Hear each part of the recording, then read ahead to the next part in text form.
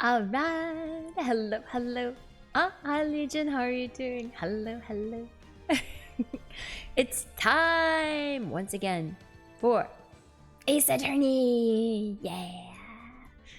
Alright, so where we left off, we are defending Edgeworth from murder accusations. Well, actually, I think we've already proven that he is not the murderer, but then, because this is Ace Attorney and this is crazy, the judge is like, now you have to go and figure out who's the killer, just cause. And then I think we figured out the killer is the guy that runs like the boat rental house by the lake, and I don't know, there's a lot going on. I think the last thing that happened was after this last like trial situation, we talked to Edgeworth and we were like, hey, you know, you're the reason I became a defense attorney. I knocked the book off. Hold on. But yeah, we're like, okay, you're the reason why I became a defense attorney. And don't you remember that like classroom trial where like you came to our aid, but then you like quit school because of the DL6 incident, and then you became a prosecuting attorney. How could you, etc., etc. But yeah, it's all tied to the DL6 incident. Yeah. Anyway, so let's try and figure out what's going on in this case, because I barely know what's going on myself. I'm sure it'll all become apparent. Maybe. No guarantees with Ace Attorney. Alright, so where are we? We were here and... Hello, Dark Mr. EMDZ. How are you doing? You have zero context for anything Ace Attorney, so just drop you into the deep end. Hello, hello. It's good to see you. Hi Hitchy, how are you doing? Hey, hey. Yeah, I barely know what I'm doing in Ace Attorney most of the time. I feel like this case especially has been more crazy than usual. So, I'm trying to think of like what we're doing here. Let's go back and look at. Oh, thank you for the redeem, Hitchy. Let's go back and look at the boat rental shop, I think. Cause now we know that guy is the murderer, right? So we need to find some stuff at his place, maybe. Alright. Huh? The steel eyesore is missing. Eyesore? Looks like the hot dog stand is closed too. I guess Larry's too busy worrying about Mr. Edgeworth to show up for work. Oh yeah, Larry Butts, who runs the samurai dog stand at the beach now. And their former classmate. So, alright, I think, yeah, let's go to the boat rental shop. I think maybe there's gonna be something here because now, yeah, we know this guy's the murderer, so. December 27th, boat rental shop. That old caretaker got away. Yup. I never imagined he might be the real murderer. He was pretty sus right from the beginning. And then we decided he was 5 parrots in a trench coat. So. Wait, who is this? I'd know that clearing of the throat anywhere. Well, I wouldn't, so let's see who it is. Oh. Aha! Hello. What might you be doing here? Out for a walk, the days of my youth. Like the scent of fresh lemon, you see. What? Like the scent of fresh lemon? Mr. Crossberg, this is no time for idle reminiscing. Mr. Edgeworth's trial ends tomorrow. That is true, yes. But from what I saw of today's trial, Edgeworth should be fine, right? Well, I'm not so sure about that. Ho ho! What do you mean by that? Well, I'm not sure. Oh, thank you for the redeem, Mr. EMDZ. Let's do the stretch. Okay, I'm standing up.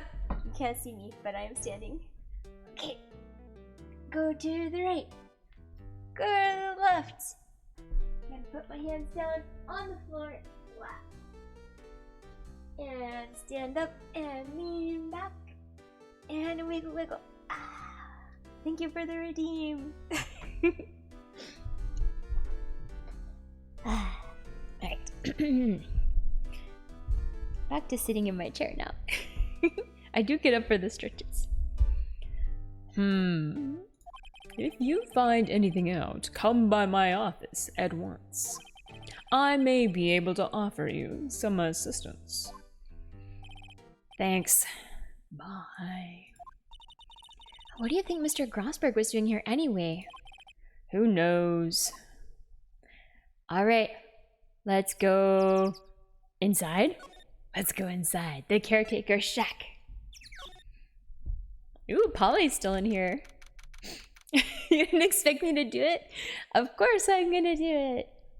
That's the redeem. I get up and I do all the stretching. It's pretty cheap, so I guess people could make me stretch like basically infinitely and I could get like quite a workout just from all the stretching. I'll become super limber. But I do appreciate people redeeming it like a couple times in the stream. Oh, hi Matthew Preston, how are you doing? And hi Full Color, hello. Hey ya. Happy Ace Attorney Day! I have no idea what's going on. I do appreciate getting the stretch regime at least once or twice during the My game is wrong? Oh, I think you're right. You're right, it is. You're right. Okay, let me fix it. It's the Ace Attorney trilogy. Not Great Ace Attorney Chronicles, it's Phoenix Wright Ace Attorney trilogy. There we go. There we go, fixed it. Yeah, I don't know what happened, I swear. I know which one it is, but unfortunately, yeah, I think I somehow clicked the wrong one in the drop down. Usually I... because I already did that game, I finished it. Yeah. Normally I sort by like Ace Attorney and then I just click it. Yeah, I did that one already. It was great. Alright. December 27th. Caretaker Shack. ... Nobody's home. Hello! Oh no, the parrot's back. Hey, it's Polly. It is. I wonder where your owner's gone, Polly. Hello. I can't believe he'd run off and leave his poor parrot to fend for herself. Oh, hi, Midnight Bites. How are you doing? Hello. My channel's underrated. Thank you. I'm doing my best here. Hello. He's just doing the same thing. Hi, Rose Eric. You've been summoned by the parrot. Squawk. Nice. Squawk. Alright, I think we should examine. What do we got here? Let's examine the parrot. Sure did. Ooh. 5-stream streak. Awesome. Why is that squawk so sassy? I'm putting all my efforts into it. Maybe I should take care of Polly, Nick? Oh no, are we gonna have to... Oh, thank you for the redeem, Hichi. If redeems aren't working, please let me know, because I have like kind of the windows are covered up right now, so... If there's any problem, please let me know.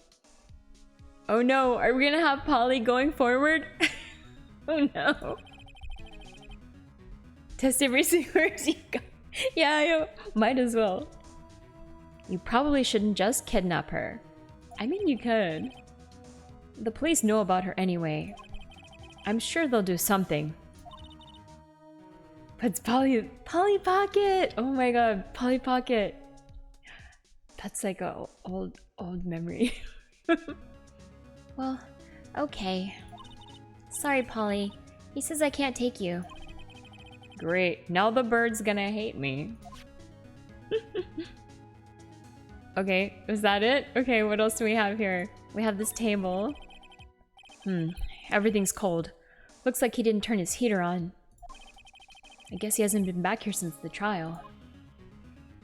Alright, we got this stuff on the wall. Say, Nick, don't people usually put pictures of fish up on the wall about to boast about them? Yeah, I guess so. Yeah, maybe we're in a hard ass next to you and me. Oh no! Oh, kinda true though. Hi, hopeless salary man. Hello, happy Sunday. Yeah, I guess so. You mean pictures of the fish they caught, right? Right. But don't all the fish on the wall here look really puny to you? Well, you know what they say. You should have seen the one that got away. Except the one that got away from us was the caretaker. And we did see him. Why do I feel we're having two different conversations here? The best time of the... Thank you, thank you. What is this box over here? That reminds me, Nick. Polly here knows the number to the safe, right? Yeah, that's right. Polly, what's the number to the safe?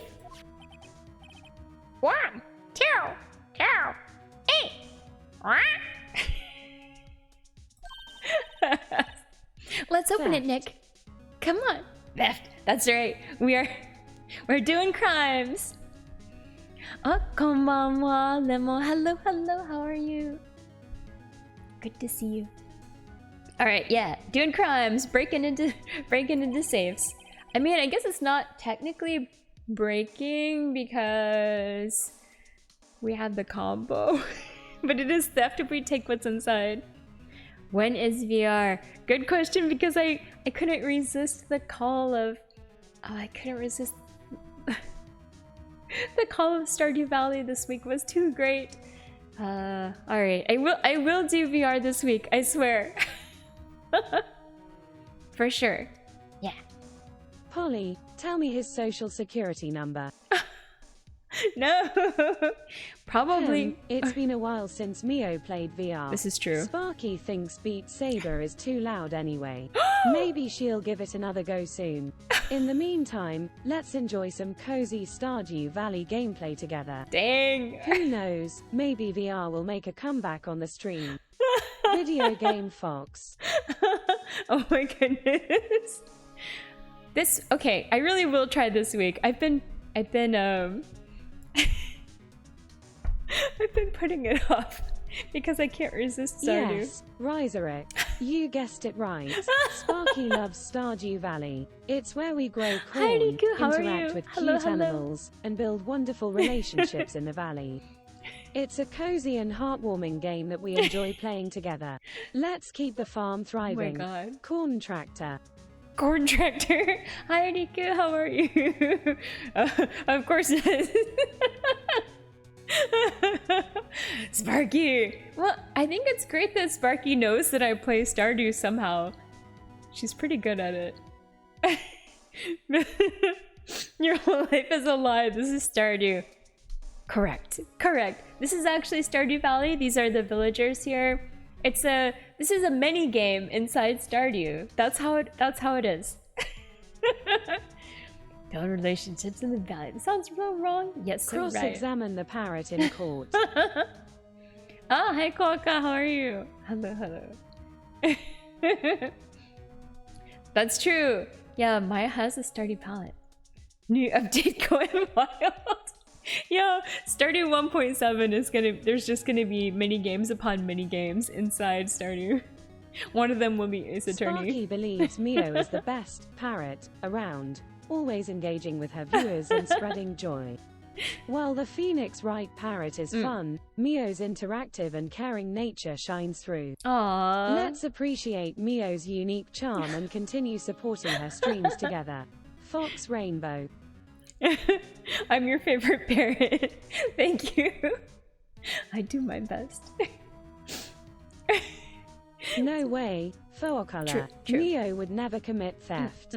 She's a law-abiding streamer who values honesty and integrity. This is correct. Let's trust in Mio's good character and enjoy her content without any doubts.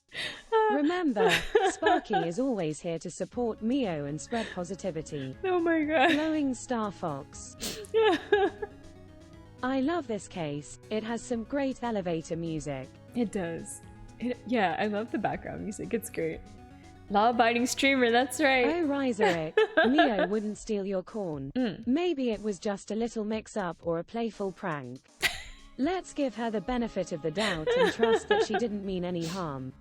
Remember, forgiveness and understanding go a long way in any friendship, even with streamers. This is true. Corn Fox. I don't commit theft, but I did the JoJo. Yeah, I'm still a little evil, but I'm a law-abiding evil citizen. And I'm not going to evolve into a parrot. Fox forever. Let's see. All right. I'm sure there isn't any money in there. Sparky said, that's right. Sparky's on my side. Aww. Wait, she was disappointed there's no money? Like we're gonna take it? Sheesh, Maya. But hey, he keeps it locked, right? Dash dot dash dot dot. Dot dash dash dot dash dot Oh, dash dash God. dash dot dash dash dash dot dot. Oh no. Dash dash dash dash dash dash dash dash dot dot. Dash dash dash dash dash dash dash dash dot. Oh, Dash hope dash dash dot dash dash dash dash dash dash dash dash dot dot dot dot dot dash dash dot dash dot. Wow, okay. Dot dash dash dash dash dash dot dot dot dot dot dash dot dot dot dash dot dash dot dot dot dot dot Wow. dot dash dash dot dot dot dot dot dash dash dot dash dot. Wow. Dash dot dash dot. Dash dash dash dash dash dot dot. Dash dot dot dot. Dash dot dash dot. Dot dash dot dot. Dot dash dot. Dash dash dot dot dot. Dash dot dot dot. Dot dash dot dot. Dash dot dash dot. Dash dash dash dash dash dot Oh my dot. god. Is that it? Oh, Lemelonium. Oh, phew. Sparky disagrees. Okay, there we Corn go. theft is a serious matter, and it's important to respect others' property. Okay. Let's There we promote go. kindness and fairness instead of taking without permission. Oh, thank God the Sparky Morse code believes is in over. honesty and sharing while maintaining a positive environment for Yeah. everyone. Let's spread love, not corn confusion. No. Corn prohibited. Corn prohibited. Oh my god, okay. Yeah, that was too powerful. Oh my god. Alright. I was impressed that she would actually do that. She did. Amazing. Alright. He keeps it locked, right? So there must be something of value in there. I'm not so sure. Okay, Nick, let's see what's in there. I guess there might be a clue or two. Dot, dot, dot. The only thing in here is a letter. A letter? Aw, boring. There's no name or signature on this thing. It's handwritten in very precise, clear letters. Dot, dot, dot. Get your revenge on Miles Edgeworth. Edgeworth! Before you munch the corn, taste the sweetness within. Only then will you truly appreciate the golden kernels. Remember, Riserick, value what you have and savor every moment, whether it's corn or life's blessings. Not bad, not Sparky bad. hopes this corny wisdom brings a smile to your face. Corn glowing star. Corn glowing star. Nice. Get your revenge on Edgeworth. Alright, watch out. Miles Edgeworth in the same... At least a mention of him. Nick, why would Mr. Edgeworth's name be on here? How should I know? I'm gonna read the whole thing. Alright, let's see what it says. Get your revenge on Miles Edgeworth. He's not safe, that's right. It also says, this is your last chance. Now is the time to get revenge on the two men who ruined your life. The rest of the letter goes on to describe the murder plot Corn in red detail. heart red heart corn red heart corn corn corn corn corn corn corn red heart corn red heart corn corn corn red heart corn corn corn corn corn corn red heart corn corn red heart corn corn corn corn red heart corn red heart corn corn corn corn corn corn corn corn corn corn corn corn corn corn corn corn corn corn corn. All right. That was only one sentence, so there you go. I don't know why. Oh, is it elevator music because they got Edgeworth's dad was murdered in the elevator by that Yogi Yani guy and something, right? And then they all got like brain damage. Red heart red heart red heart red heart red heart corn corn corn corn corn corn corn corn corn. Oh my god. Oh my god. Yeah. Okay. But it does have like good background music anyway. You could also call it elevator music, so. Oh no, another one. No. Red heart corn corn red heart corn corn red heart corn corn red heart corn corn corn corn corn red heart corn corn corn corn corn red heart corn corn corn red heart corn Wait, red but heart why corn so corn many corn corn red times? heart corn corn Why? corn corn corn corn red heart corn corn corn corn corn corn corn corn corn corn corn corn corn corn corn. Okay, we just have to wait for this, I Red guess. heart now. corn corn red heart corn corn red heart corn corn red heart corn corn corn corn corn red heart corn corn corn corn corn red heart corn corn corn red heart corn red heart corn corn corn corn red heart corn corn corn corn corn corn corn corn red heart corn corn corn corn corn corn corn corn corn corn corn corn red heart corn corn red heart corn corn red heart corn corn red heart corn corn corn corn corn corn red heart corn corn corn corn corn red heart corn corn corn red heart corn red heart corn corn corn corn corn I red know. heart corn corn corn corn corn corn corn corn No, red heart no corn more corn Morse corn code, corn okay? corn No corn more corn corn corn corn- corn corn no more corn Morse code. Sorry, faux color. Sparky loves playing along, but she believes in fairness. Oh. Let's enjoy all games together and have fun No. exploring different You're challenges. done. Okay, thank you. Remember, Sparky's here to bring joy and positivity to every game we play. All right. Glowing Star Fox.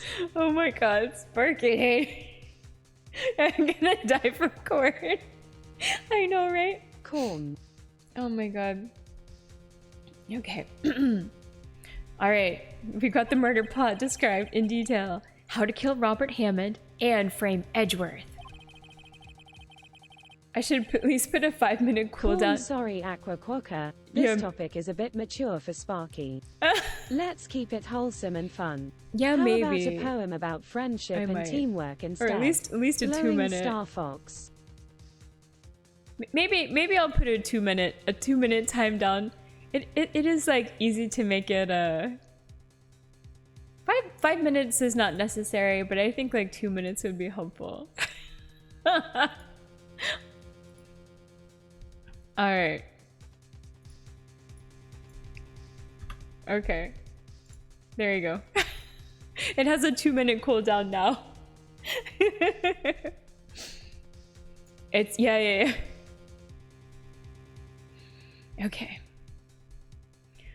Calling Edgeworth out to the lake, getting on the boat, firing twice. Alright, we got the whole plot. It's basically a confession here.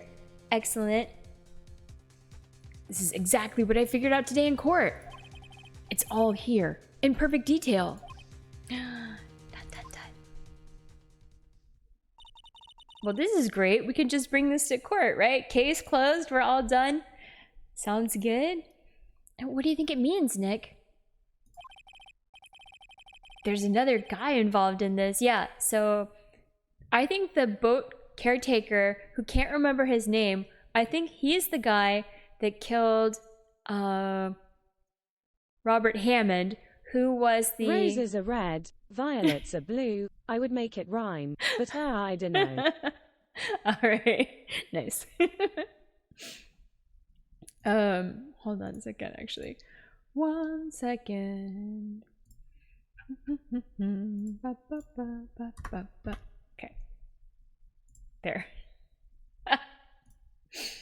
Yeah, this case is really ridiculous. So this is There's Robert Hammond is the guy who actually got murdered, and he was the defense attorney in the case of the trial of Edgeworth's father, and he defended this like yogi guy, and he got him off.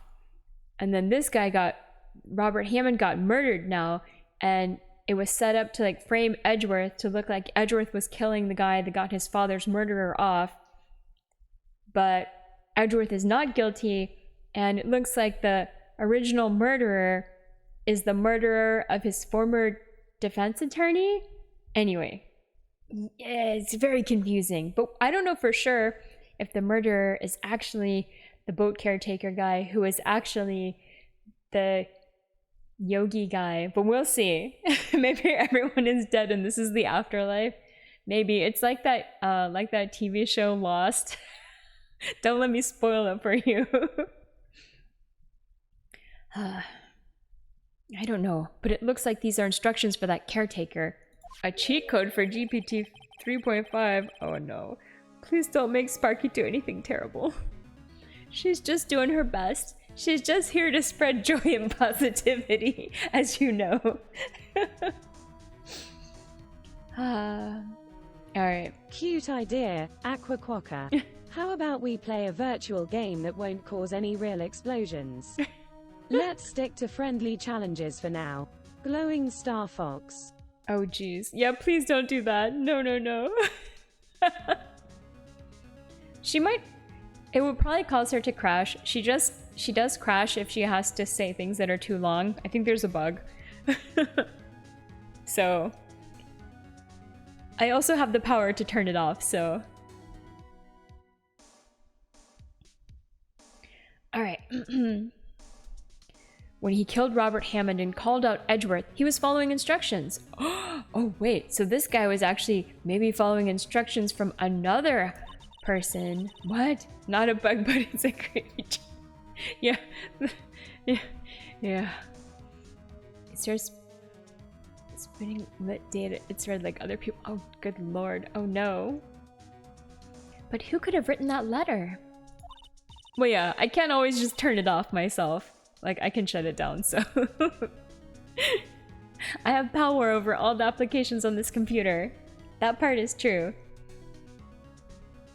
If Sparky gets too crazy, she's just gone. Are you listening, Sparky?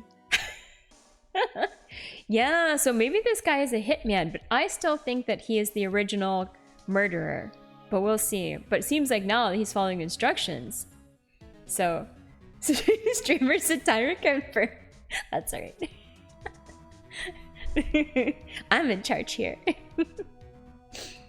Oh, thank you for the redeem, Michi. Yeah, that would be terrible. Alright. And what does it mean to get revenge on Miles Edgeworth? Look, I don't know, okay? Please do not Thanos snap me. I will perform a virtual backflip if I was animated to. It's okay, Sparky. I can always bring you back to life, too. Look, I don't know, okay? But one thing's for certain. This letter is an amazing clue! Oh, geez, that is a terrible bug. Alright, letter from the safe added to the court record. Get your revenge on Miles Edgeworth. This note details the murder and the setup. Alright, well that sounds like super helpful. I think we should probably take this and show it to Edgeworth, right? I think so, because that would be helpful. Or we could also show it to... Well, okay, let's go back though first. Oh, wait. Oh, okay, back to the boat rental shop. Okay, let's go back to the public beach. We need to keep going back. Go to the lake entrance. Yep. And now... Yeah, hey, Edgeworth, there's a conspiracy to frame you. Yeah, sorry. No, sorry. Yeah, okay. I think we should show this to him and be like, what do you know about why is somebody trying to get revenge on you? And what are they trying to get revenge on you for? That's what I want to know. Yeah, maybe he'll tell us why. Okay. Hello. I would like you to talk about this. Get your revenge on Miles, Edgeworth. Let's talk about it. Edgeworth, see this letter? This came out of the safe in the shack where that boat rental caretaker lives. There's something existentially threatening about telling it. You would snap it away and it's fine. I'll just bring you back. Yeah, although he's pretty young, so maybe he doesn't have too many enemies yet. I'm a benevolent tyrant. Benevolent dictator. I see. Revenge on me? Who is that old guy anyway? I don't know. Could he be an innocent defendant you got declared guilty or something? Nice, right. But I don't remember that old man. Yet. That's true. That's true. So, he was following this letter then. Which means there was someone else behind it. Now is the time to get revenge on the 2 men who ruined your life. You volunteer as the first enemy. No! 2 men, meaning myself and Robert Hammond. It also says, this is your last chance. Last chance. Wait, maybe he's talking about the statute of limitations on the DL6 incident. Wait. Denmark, Wait, Denmark, that old Denmark, man. Denmark, Denmark, Oh, Denmark, Denmark, Denmark, Denmark, Denmark, Denmark, Denmark, Denmark, debit no 4598 Oh, 2654 9203 You said you were gonna 6504 address stop. 1998 Stock Street IP 127.0.0.1. All right. What is it? Do you know who he is? Okay, it is the Yogi guy. But is Yogi not the guy, the caretaker? Or is he directing the caretaker from on high?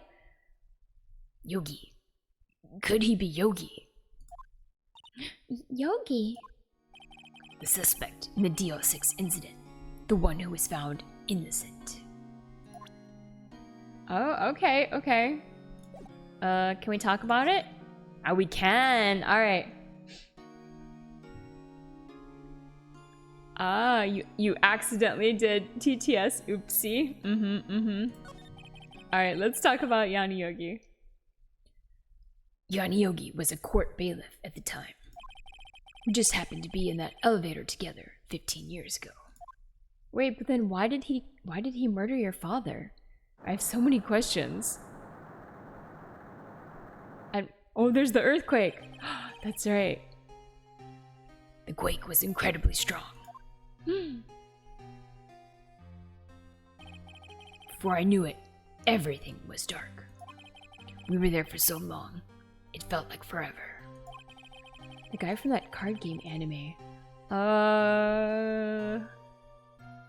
I think I know what you're talking about, but I don't know the name either. The air thinned, and the darkness closed in on us in that little box. Yu-Gi-Oh! Oh, that wasn't what I was thinking of.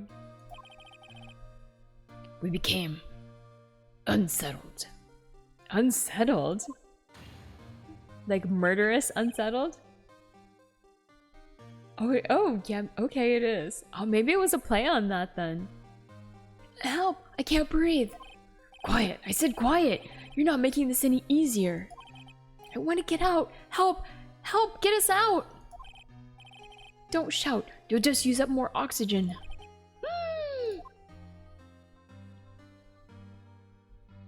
I can't even imagine an elevator that's airtight though. This is like just such a weird premise in general. That's all I remember. When I came to, I was in a hospital bed, staring up at the ceiling.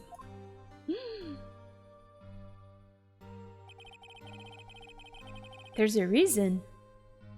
In court, Yanni Yogi's mental condition was called into question. They claimed the oxygen deprivation and stress had caused temporary insanity. In the end, the claim passed to the court, and Yogi was found innocent. I don't think an elevator can be airtight IRL. Huh. But isn't that strange? The letter tells him to get revenge on Edgeworth. And why would he want to take revenge on you? Dot dot dot. Right. Yeah? There's something that's been troubling me these last few days. I didn't know whether or not I should tell you.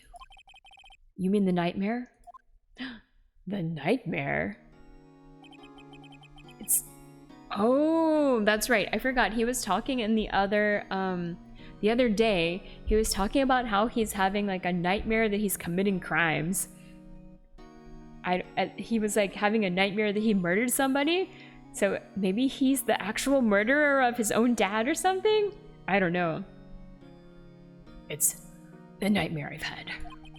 A memory of a crime that I committed.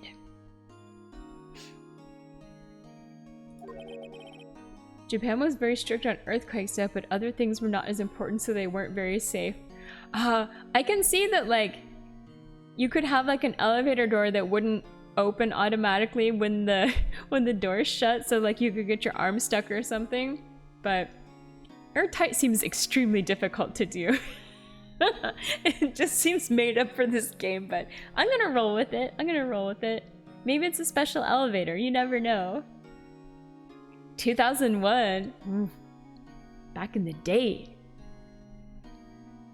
A crime you committed? A memory of a murder.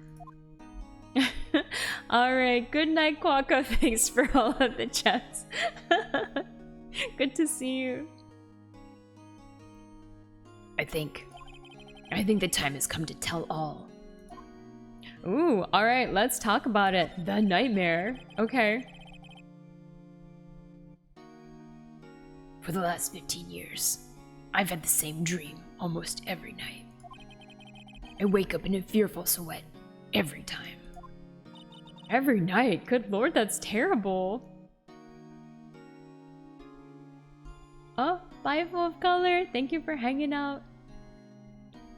Yeah, this is a very strange premise, but I'm rolling with it. What kind of dream?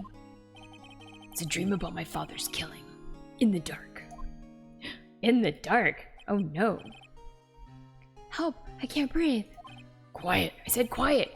You're not making this any easier. I want to get out. Help! Get us out! Don't shout. You'll just use up more oxygen. I can't breathe. You're using up my air. What? Stop breathing my air. I'll stop you. What? Are you? Stop breathing my air. No. Father! He's attacking Father! Then I see the pistol lying by my feet.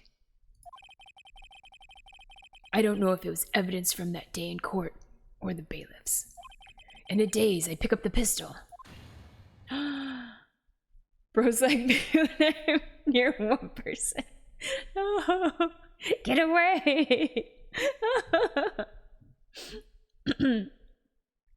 Yeah, I agree. Get away from my father. Oh no.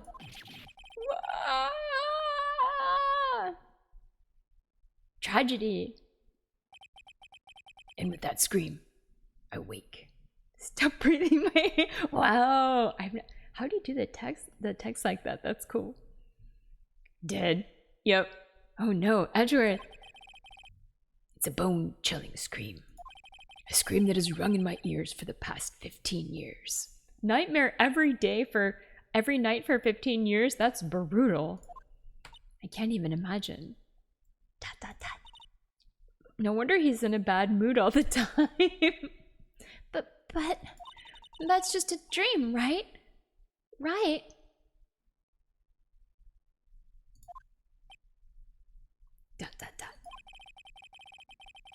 That thought is the only thing that has kept me sane for the last 15 years.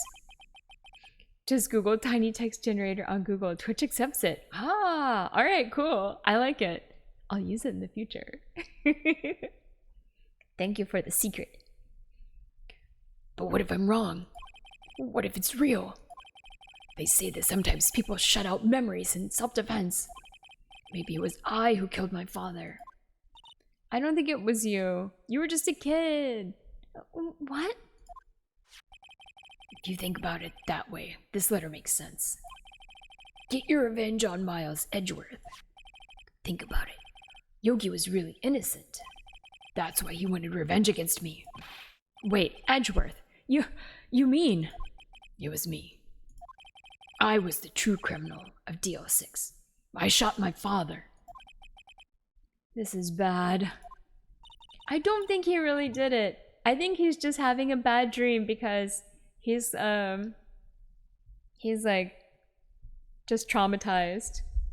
Ah, okay, Riku. Yeah, no worries. Don't stay up so late. Don't be like me, okay? Don't be like me. What are we gonna do, Nick? What can we do? I don't know. I don't think there's anything we can do, like it or not. If there's someone else who knows a lot about the DL6 incident, maybe. Ah, hi Soyu, how are you doing? Hello, hello. Do we know someone? Do we? Oh, we do. What about Grossberg? Driving time. All right, stay safe, okay? There is, Nick. There is someone else who knows about DL6. Yeah, that guy keeps coming. He keeps popping back up, so I feel like he is the guy. I feel like that's the guy. All right. Is there anything else we can talk about here? Maybe not. All right. Is there anything we can examine in this room? I don't think so. The camera. We've already examined this stuff, so I don't think so. All right. I guess we should move to... Maybe we should go to the Grossberg law offices? I think we should go talk to that guy. If he's there, let's see. December the 27th, Grossberg law offices. Ah, he is. Mr. Grossberg. Ah, hello there. What's wrong? You look troubled. No kidding. I can't believe you're not. My. Just calm down and tell me what's happened. The Pringles man! Yeah! It totally has the Pringles mustache. It's Mr. Edgeworth. He...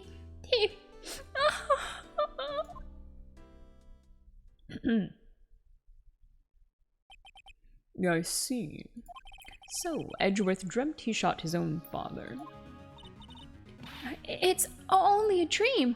Only a dream. I wonder. What? If that's the case, then why do you two look so troubled? Well... Also, consider this.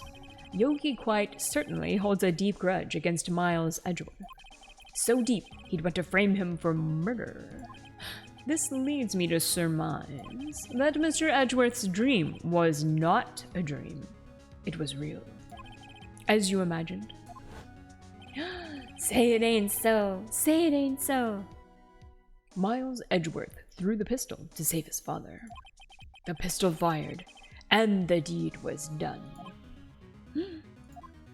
No. Child murderer. Well, it's an accident. No. I don't believe it. Yogi was suspected of murder, and his career as a bailiff was irrevocably wrecked. Thus, he sought revenge on Miles Edgeworth. This was his last chance, of course, with the statute of limitations so close. Oh, all right. Well, let's talk. Gregory Edgeworth. I think we should also show him the same letter. Probably, right? Because that's like our new piece of evidence. There's a lot going on in that letter.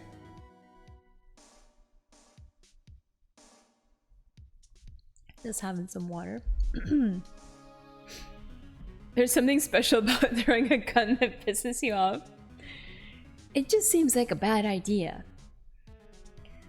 What do you know about Edgeworth's father? He was a defense attorney without peer. It sounds trite, but it's true. Well, he may have had one peer, now that I think about it. Your mentor, Mia Fey. My sister. Gregory Edgeworth was very disapproving of Mr. Von Karma's techniques. That's no surprise. What are you waiting for? Har har har har. Von Karma is an extreme man. Forged testimonies and evidence are nothing to him. The result? He has a perfect win record in court. To beat him, Gregory Edgeworth tried to call attention to his methods. Von Karma. Yeah, he's got the word. That guy. He's the master at, like, not karma. He has his own version of karma that is not proper. And he lost. And died in despair, as it were. I see. Alright, let's talk about the spirit medium, which is their mom, I guess. When Gregory Edgeworth was killed, the police called in a spirit medium. That was your mother, Misty Fey. He could be called Von Villain. That would be great. I am Gregory Edgeworth. I have been killed. That's my ghosty voice. The one who shot me was the bailiff, Yanni Yogi.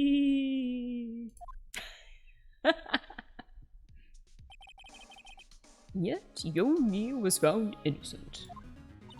Ah, that's when my mother left us. Solid 8 out of 10 ghosty voice. Thank you, thank you. Thank you for the routine, Eric. Yanni Yogi.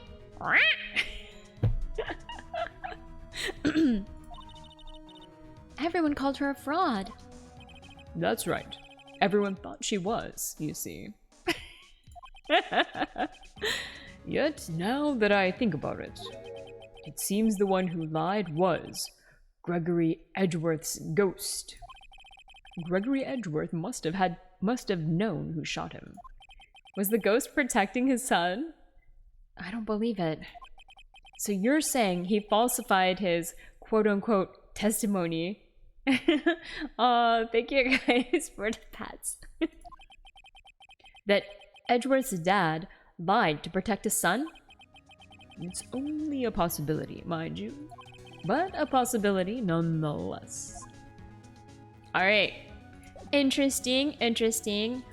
Alright, what do you think about this letter we got here? Let's talk about it. Maybe, maybe. Oh ho! So, this is the letter. It does seem that Yogi was following this letter when he killed Hammond. But why kill Robert Hammond? Hammond was a skilled defense attorney, but he defended clients not for their sake, but for his own. Huh? His own sake? He never trusted his clients, that one. The only thing he trusted was his own ability. But he got his client found innocent, so why should it matter? Actually, my dear, it's quite different. He won that innocent verdict for no one but himself. Yogi was a free man, but socially he was ruined. Huh. You'll understand soon enough. Dot dot dot. Oh no! Wait. What is it? This letter. I've seen this handwriting somewhere before. A long time ago. Whose handwriting was this? Do you have any idea who wrote this? Ooh, good question. Who would have written it? Okay. I don't think it's Miles Edgeworth. That seems incorrect. I don't think it's Yani Yogi because I think Yani Yogi is the killer. I think he's like the guy who lost his memory. It's Miles. So I think it's Von Karma because he's the guy who is like wanting everything to be exactly perfect and go his way. So Mr. Monopoly. Yeah, I think Yani Yogi is the boat caretaker guy. So this letter is not from long ago. This letter is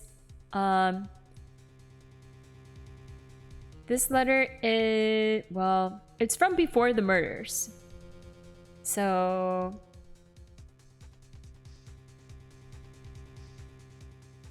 Von Karma's not dead, right? He's the guy that he's the prosecutor. So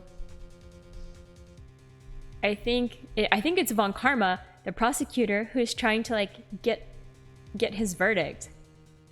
Oh, hello, Jerve. How are you doing? Hello. Thank you for the redeem combo as always. If we put Miles in jail, we don't have a rival anymore. I like your line of thinking. I think it's got to be Von Karma. I think he's trying to like. Although wait, hold on. Wait a second. But why would he have? Okay, never mind.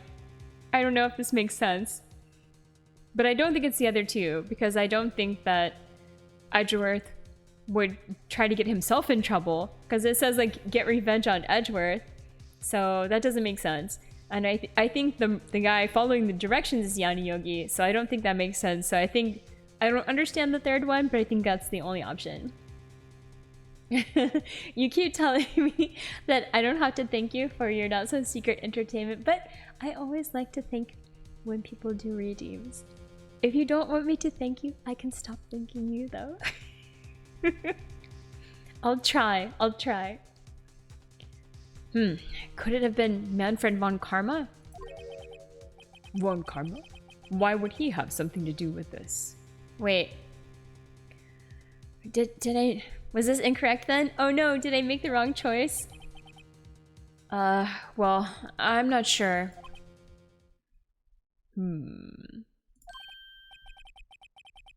Yeah, we're talking about Edgeworth, yeah. Von Karma. Wait, you're right, my boy. Oh, okay, good. I chose wisely. I was like, the other two don't make sense. I don't have to. I know I don't have to. I like to. This is Von Karma's handwriting. I'm sure of it. All right, okay. I used to see it all the time on court reports. What? But that means the one who told Mr. Yogi to kill was... Correct. Manfred von Karma himself. What does this mean then? Why would von Karma want to frame Edgeworth?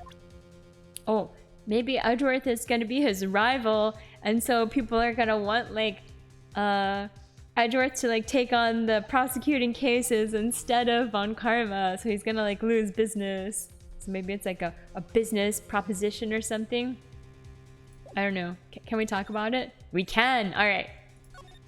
Let's talk about Prosecutor Von Karma. If it truly was Von Karma who wrote this letter, then he would know the truth. He would know that Miles Edgeworth had accidentally killed his own father. He'll say as much tomorrow in court, I should think. He'll press the point until the court finds Miles Edgeworth guilty. Morning. Close to lunch hours. You may or may not have slept in. Well, you should sleep in. If you can. Because it's the weekend. Sunday. Although almost not Sunday anymore for me. Oh no. But how could Von Karma know about Mr. Edgeworth's past like that? Even Mr. Edgeworth thought it was just a nightmare. That I do not know. Yet I do know that Von Karma is both persistent and a perfectionist. Hold on, this entire premise is wrong because the murder happened when Edgeworth was a kid anyway. He couldn't be held liable as an adult, even if it was a yes. It was 15 years ago, so he must have been like, I think he was like 10 years old or something. And they showed him in like elementary school shorts, like in the pictures. I think he was really young. Yeah. And it was an accident, so on top of everything. He may be seeking to satisfy a grudge against Gregory Edgeworth by hurting his son.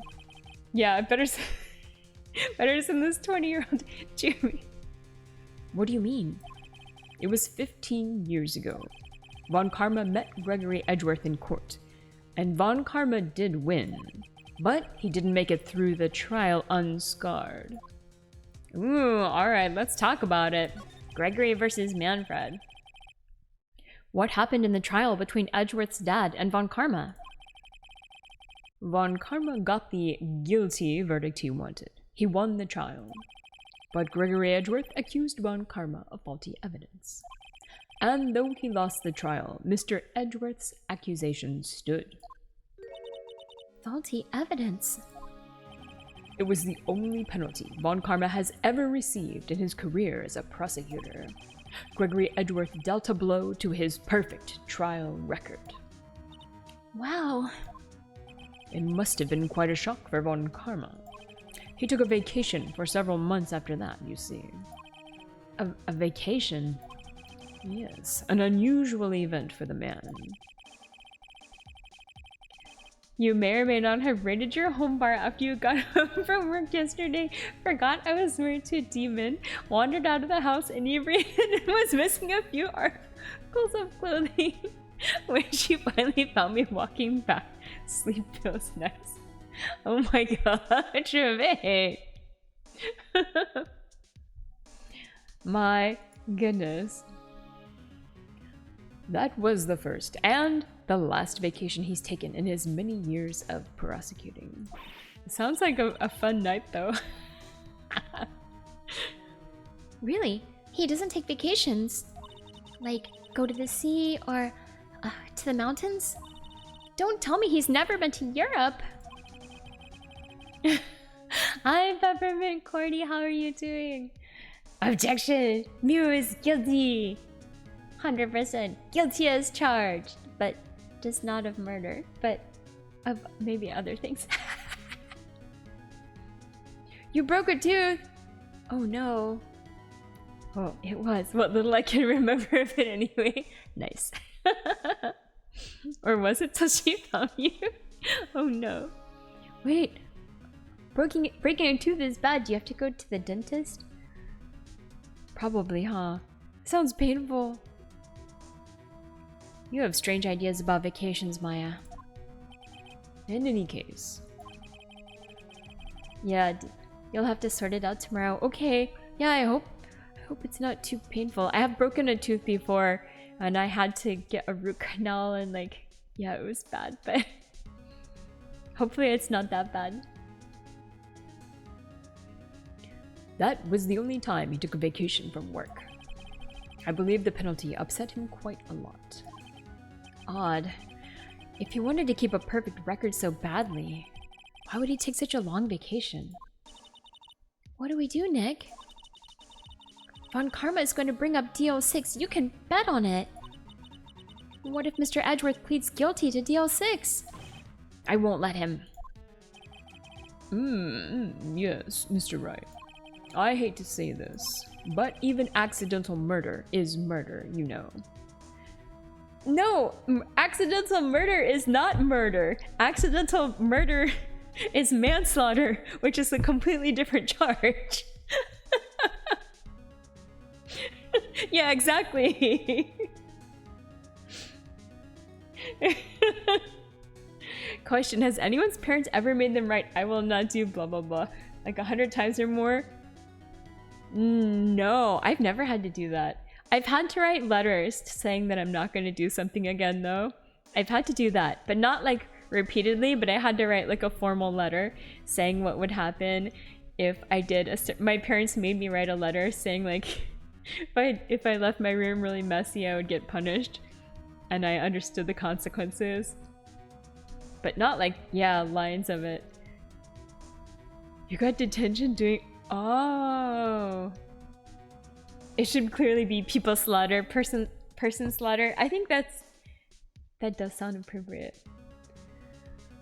You had to do it, Legion. Oh my goodness. I feel like it's not that helpful. The teacher thought you were insane. You finished in 10 minutes and went back. Nice. Alright, accidental murder is not murder, but we will continue. I know that. I know that it's wrong. I just believe in Edgeworth's innocence. Also, you can't charge a small child of murder. I mean, I guess you can, but like... It's... Anyway. I can't believe he'd kill someone.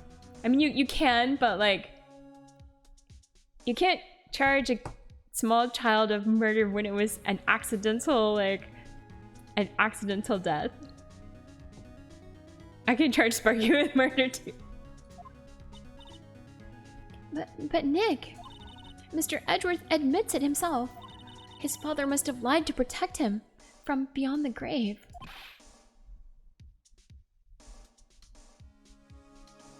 Yeah, exactly. You can charge like kids with murder and they can go to juvie, but yeah, if it's self-defense or like an accident, manslaughter, you can't charge them with murder. Oh, poor kid. I don't care. I know he's not guilty. And we don't even know if he did it anyway. He just said he had like a dream that he did it, which means absolutely nothing. There's no evidence so far, so let's see. I'm assuming this will all come out tomorrow somehow. In the trial. Mr. Wright, if you say so, I suppose I could go check again. It sounds like a terrible loophole for a supervillain child. I mean, you could keep accidentally killing people. I mean, after the first couple times though, it might get suspicious. The police files might hold something of interest. Ooh, okay. Both generations of Batman prosecutors have it rough with their backstories. Yes, they do. Oh, okay. Police files. Alright, I think this means we have to go to police department after this. Mr. Grossberg, thank you. I can't promise anything. In fact, I think the chances of finding something are slim. Wait, you had to write that you are not gonna wander out 3 sheets to the wind anymore and promise to always keep your clothes on if you do happen to need to leave. Wow. That's quite a punishment. Do you feel remorse? Have you been properly punished? I understand. The police materials. Huh? Alright. I think this means we gotta go to the, we gotta go to the police department. That's pretty crazy. I mean, if it works, I guess, sure, why not? Alright, wait. We only have our options to go to the law offices or the detention center. Huh, interesting. Remember, a Jotun who regrets drinking is no true Jotun. Nice. I would be shocked as well. Huh, maybe we should go back to the detention center then? Maybe there's something we still have to talk to Edgeworth about. No? Evidently not. I'm confused. Should we present him the letter again? We can try. Here. Anything else to say? Edgeworth, see this letter? Hmm? This came out of the safe in the shack where that boat rental caretaker lives. I see. Oh wait, so we already... But we are... Wait, why are we doing this dialogue again? Interesting. Revenge. On me? Who is that old guy anyway? Wait, so this is the same, Alright, this is the same dialogue as before, so... Okay. Interesting. I'm surprised that it's doing the same dialogue. This dating sim sucks. Alright, I'm just like speed running through this because we already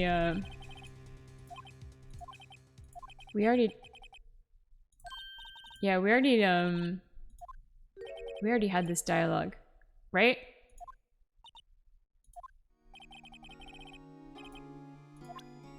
Yeah, okay.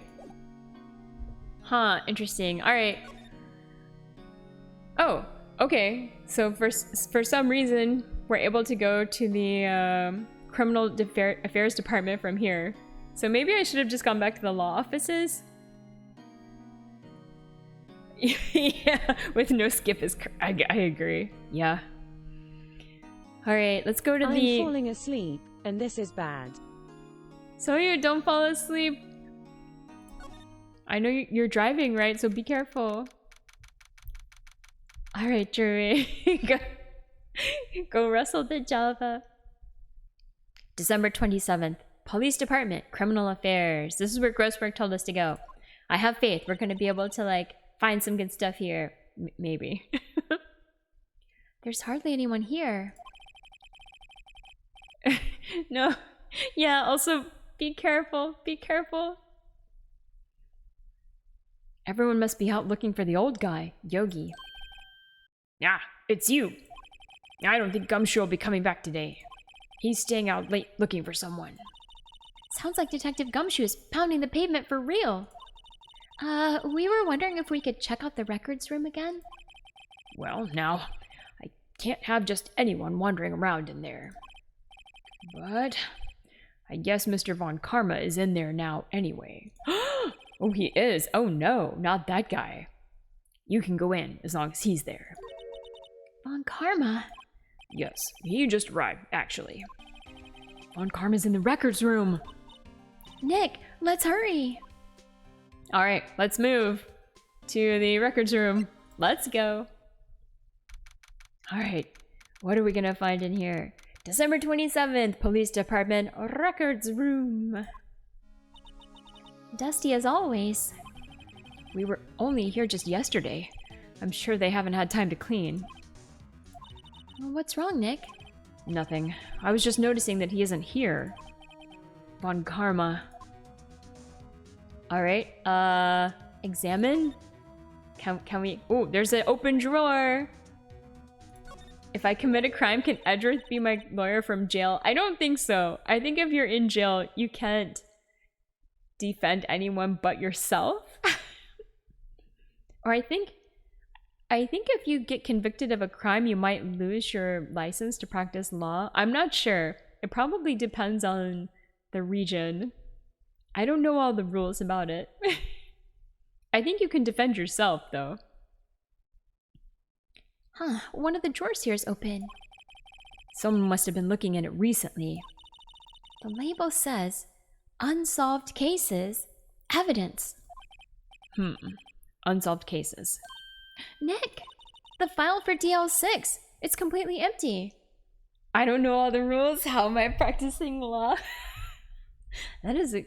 You know, if you had to know all the rules to practice law, I don't think a single attorney and ace attorney would be practicing law.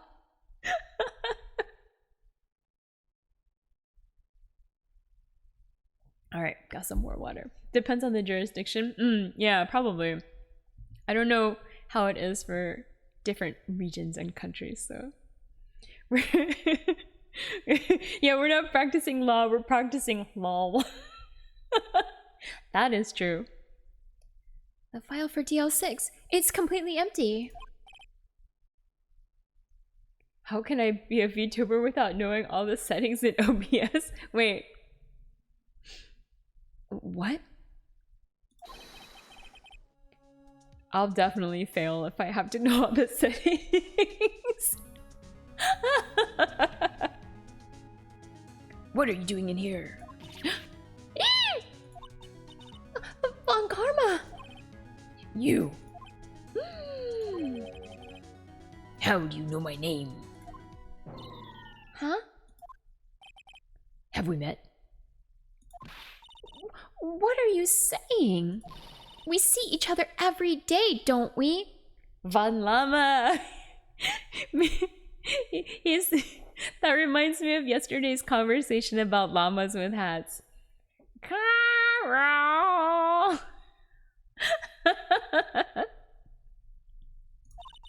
We're Miles Edgeworth's defense team. Defense team? Ahem. I beg your pardon. You see, I rarely remember defense attorneys. They're like bugs to me. Needless things to be crushed. I can see how this guy was Edgeworth's mentor. Alright, talk to him, I guess? Alright, let's talk about Edgeworth. This guy has a creepy smile, my god. Mr. Edgeworth is your student, right? A romanticist who still can't shed that veneer of amateurism. Just like his father, always second rate. Mr. Von Karma, you had an axe to grind with Mr. Gregory Edgeworth, didn't you? I know, it is wild. They were just in court. I feel like that's a lie. It's gotta be a lie. Me? A grudge against a mere defense attorney? Why? Because he dealt a blow to your otherwise perfect trial record? So you did. But what I don't get is, why did you take his son under your wing afterwards? The son of your most bitter rival? He's not wearing his glasses. Yeah. One contact fell out, so then he had to take them both out. And then, you know, he didn't bring his glasses with him, so... Oh, maybe this is like he's playing like the long game where he like adopts his bitter rival's son, you know, as not adopts, but like takes him under his wing as his like mentee, and then it's all just so he can crush him in the end. Yeah, he's playing the long game. That's what it is. That, my dear attorney, is none of your business. Luke, I am your mentor. Yeah, right? Tomorrow will be the last day of this trial. It's been a while since I've had a defense attorney last this long. Still, you will lose in the end. Miles Edgeworth will admit his own guilt. His guilt of 15 years ago, you mean? You're quite the researcher. If you've done your homework so well, then certainly you must understand. Yeah, Japan got some really weird. This is wild. You know what Miles Edgeworth will tell the court tomorrow. Yeah, it's like, okay, all these cases have to be done in 3 days. Including the complete investigation and everything. Like, murder happens, trial starts the very next day, and it has to finish in 3 days. We were right. So Von Karma is going to bring up the DL6 incident in court tomorrow. Alright. Should we show him the letter? Oh, I think we should. Alright. We're showing everybody this letter. Everyone gets the letter. You get the letter. You get the letter. You get the letter. Yeah, that's it. Show him my badge. I will. Okay, I'll show him the badge after this too. Mr. Von Karma, have a look at this. Pro tip, if I ever get court duty in the US, just sit in the back of the registration line and they send you home. Wait, really? I've actually been on the jury before. I've had jury duty, and I've had jury duty a couple times. Once I got sent home because they just didn't pick me. And then once I got picked for the jury, and I had to be on a trial. So I was a jury in a civil case, not a criminal case. It was quite interesting. And I'm glad I did it. I did it once, and it wasn't that long. It was about 3 days only, and then it was over on the 3rd day. So it was a really interesting experience, and I'm glad I did it once, but I don't need to do it again. you had jury duty recently and had to go move your car, went to the back of the line, they were like, we don't need any more people. Nice. It was 3 days because otherwise they get away with it. Oh man. Yeah, I feel happy actually with what happened in our trial. I won't go into any details about it. But yeah, it was interesting to like talk to the other jurors in the end and like help decide on, because civil trial is quite different than criminal trial in the United States as far as like reasonable doubt versus like no doubt type of thing. Yeah, well, it depends. I think most trials are actually quite short, like less than a week. Most trials are pretty short, but there's a lot of longer trials as well. But yeah, ours was pretty short. I think it was 3 days. It wasn't that bad. They told us at the beginning, they have an estimate at the beginning, where they tell you how long they think the trial is going to take. And then based on, because there's some people whose employers like don't pay for jury duty. And so you have to like, when you go to jury duty, you have to tell them how many days your employers will pay for. And I think if it's a really long trial, they try to pick people whose employers are going to pay for the whole trial's worth of jury duty. My company did pay for like up to 1 week of jury duty, so I think that's part of why they picked me. If they put you in a hotel and pay for food, I wouldn't want to be in a hotel. I want to sleep in my own bed. Paying for food is fine though. They should have the trial in you should only get chosen for a jurisdiction that's like your own city. So you shouldn't have to travel far. They do pay for your travel expenses, I think. It's not a lot. You can't be trusted to go home. You can have no outside contact. I mean, maybe it depends on the case. I think for some really high profile cases, they might put the jurors up in a hotel or something, but this was definitely not that. The one that I had was just like somebody was trying to get someone else in trouble for, it was a real estate kind of a situation, so. Got that $20 for showing up. Thank goodness for that $40 for parking. No. Oh, at least in LA, they have like a parking lot just for jurors. So, or parking lot just for jury duty people. So that parking lot's free. So that's good. Just remember, if the glove don't fit, you gotta quit. Yeah, jury duty. It was okay. It was interesting. I was not the foreman of the jury. Another person was the foreman, but I was like the foreman's assistant. We got along pretty well, so yeah. It was quite a variety of people too. I had one where you had to move your car twice. Oh, and got charged for it twice. That sucks. But yeah, jury duty is interesting. I do recommend doing it if you have a chance, just to like learn a little bit about how the legal system works, and you feel like you get to like help decide somebody's fate, which is kind of interesting. The power. But, you know, yeah, I think it was worth it, but I wouldn't want to do a really long trial, and I wouldn't want to do it a bunch of times. But to do it once, I think it was a quality life experience. Criminal trial would have been more stressful. So I'm glad it was a civil trial. Like nobody was gonna go to jail in my trial. It was just like a money matter. So that made it a little easier. But still, you're deciding someone's fate, right? You're deciding the fate of two parties. There's gonna be a winner and a loser. Yeah, it granted me the knowledge required for Phoenix Wright. I will say that, man, hearing the lawyers speak, there's a big difference in like lawyer quality out there, because the defendant was like in the trial that I did was like quite a wealthy person, and the person on the other side was like not very well off comparatively. Their lawyer was so bad.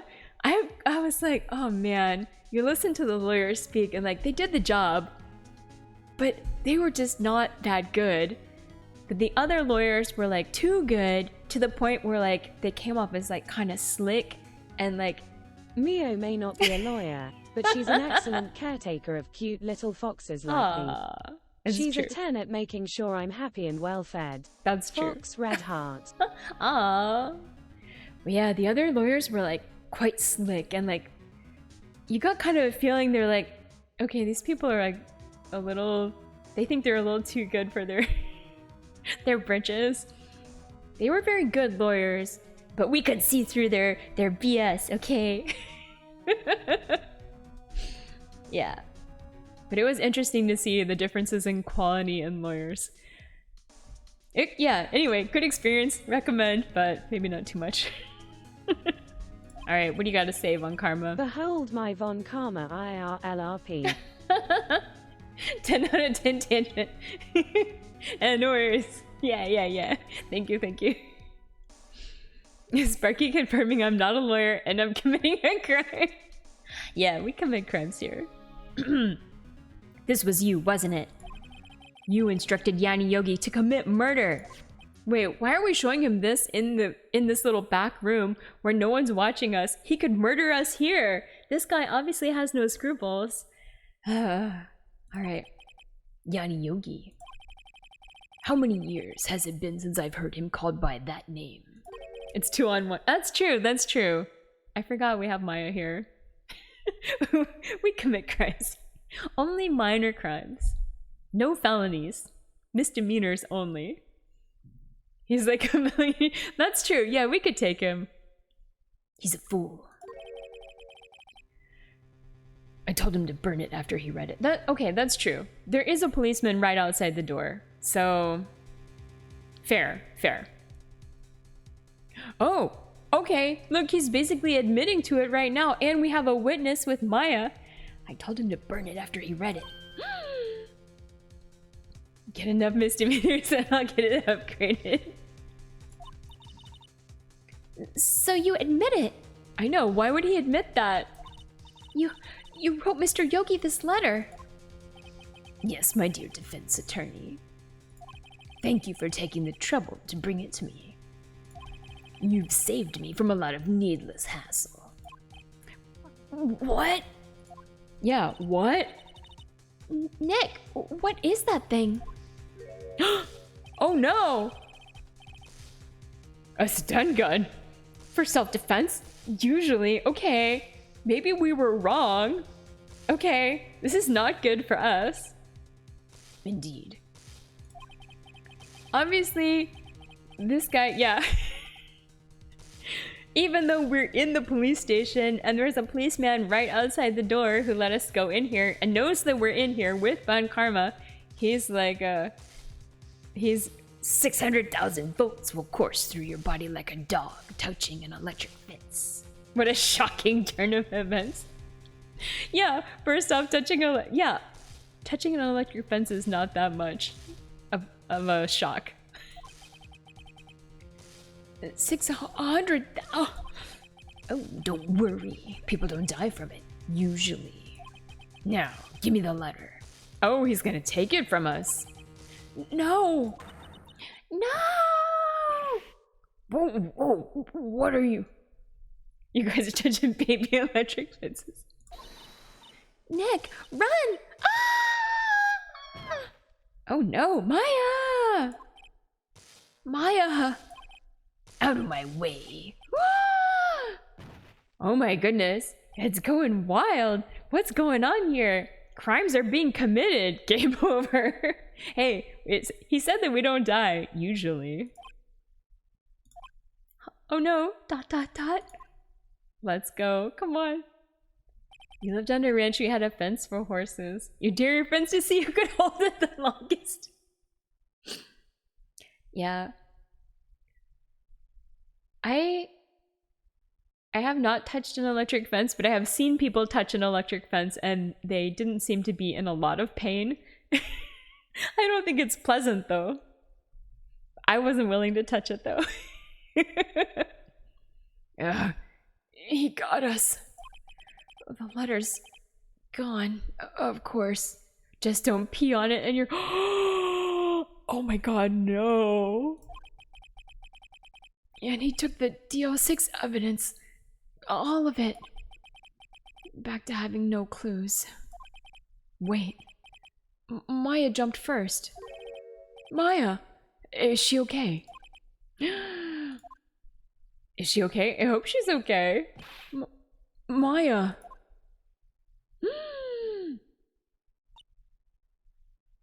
Dot dot dot. Maya, open your eyes. Oh no, Maya! Maya! Okay, good. She's awake. She's awake. The letter. Did he take it? Huh? Oh, yeah. Are you okay? I couldn't stop him. I jumped as fast as I could, but one shot from that thing knocked me out cold. I'm useless. I'm no good as a lawyer or a medium. I can't even call my sister. Hey, I don't think like defending yourself against stun guns is like in the job description as a lawyer, so yeah, no one's gonna question them out. Now missing previously stored data. Yeah, wasn't it entered into the court record? If it was in the court record, I feel like, yeah. Oh well, you know, this is Ace Attorney though. Not even now, when we need her the most. I wish I hadn't woken up at all. Oh, dramatic much, Maya? Jesus. But yeah, letter's gone, but that data ain't. That's right. Maya. There has to be some way I can help her. I better do something about her self-confidence first. Maya? She's holding something. No, no, not Maya. What is that? A bullet. DL6 evidence. Incident. Evidence number 7. Taken from the heart of Gregory Edgeworth. Okay, okay. This is something. I remember. Von Karma was holding this when Maya jumped him. Ayo! Yeah, alright, alright. Okay. Taken from Gregory Edgeworth's heart, still bears clear ballistic markings. Excellent. DL6 bullet stashed in a pocket. Wait, shouldn't we put this in evidence? And not in our pocket? Alright, if it's in our pocket, that's a little sus. But okay, sure. I'll prove it to you, Maya. Wait, so we just took this out of Maya's hand? Jeez. Alright, fine. You're most definitely not useless. I know, we need to enter this into the court record. It's not okay as like a just in my pocket. Plus that seems very not official, but you know, maybe in line with Ace Attorney tactics. I'll prove it to you in court tomorrow. To be continued. Alright, well you know what we're gonna do? We're gonna continue. Can we finish this today? I think so. Maybe. We're at least gonna start the next day, so... Not official. the other dude just stole the entire record of a case from 15 years ago. Yes, this is true. Alright, let's see. What do we got here? Let's go. Final day trial. Back. Okay, let's go. Let me drink some more water too, though.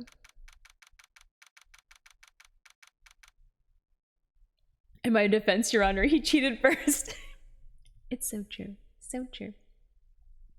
December 28th, 9:51 a.m. District Court, Defendant Lobby number 2.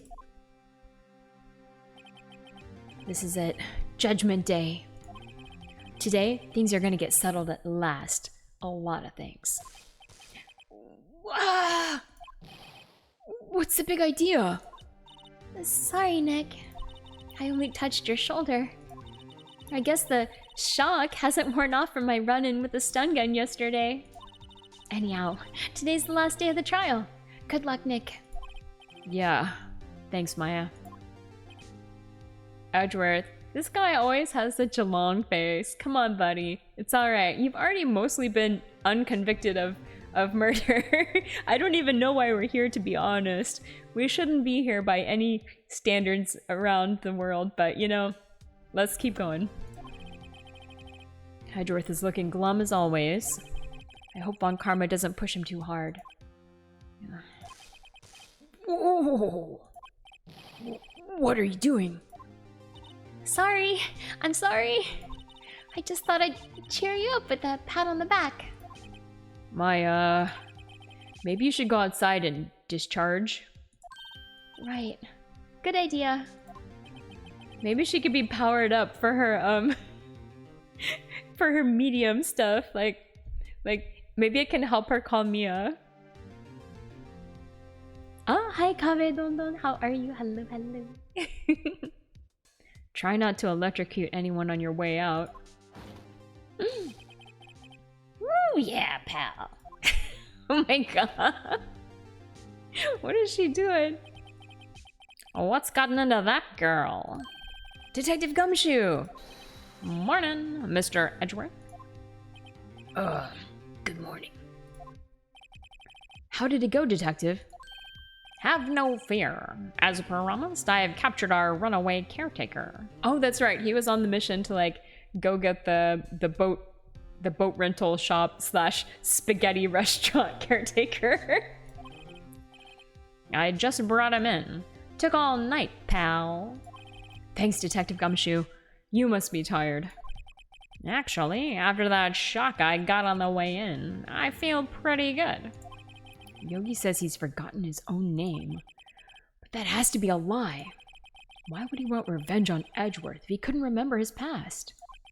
He does remember, and I'm going to prove it. Okay. Let's do it! December 28th, 10 a.m. District Court, courtroom number 3. Let's go! Court is now in session for the trial of Miles Edgeworth. The defense is ready, Your Honor. Von Karma, this guy. The prosecution is ready. Wow, he's actually responding normally. Amazing. Right, very well. We have reached the final day of our proceedings in this trial. I ask that the prosecution submit decisive evidence. Understood. Come on, don't be awed into silence by every little thing he says. Very well, Mr. Von Karma, your opening statement. Right. Thanks to Detective Gumshoe's efforts, the boat rental shop caretaker has been arrested. In yesterday's trial, the defense asserted that the caretaker was the murderer. However, the caretaker has yet to confirm this. I would like to ask the defense to cross-examine him as much as necessary. Very well. Please bring the witness into the courtroom. Alright, let's go. We got this dude. Ladies and gentlemen of the court, I believe you all remember our witness. He lives at the boat rental shop on the lake, from where he witnessed the incident. In addition, he has currently lost memory of his name and identity. Witness, why did you run away yesterday? Objection. The witness was not running away, as he will now testify. I'm pretty sure he was, but okay. Oh, I see. Very well. Please begin your testimony. Yeah, the witness has no idea who he is. Supposedly. We think it's a lie. But we'll see. And he also thought that we were his children earlier when we went to the boat rental shop. And we had to like tell him we were gonna take over the spaghetti restaurant so that he would talk to us. And I think he's calling us like Kevin or something. I don't know. The whole thing is complete insanity.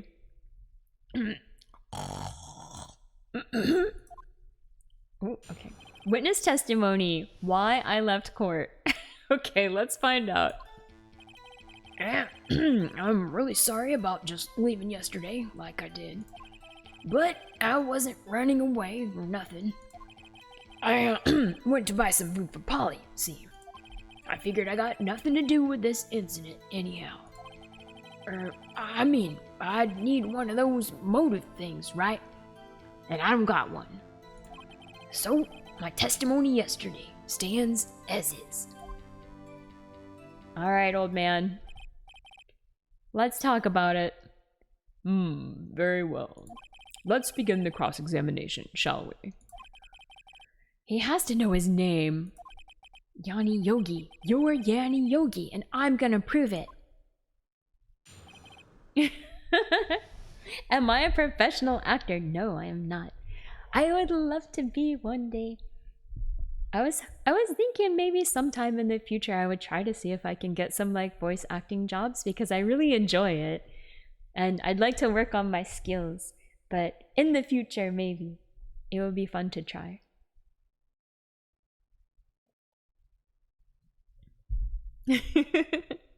We'll see.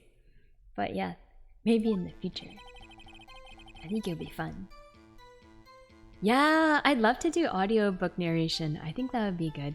I can do a good, like, easy listening voice, I think. I can read, like, self-help books.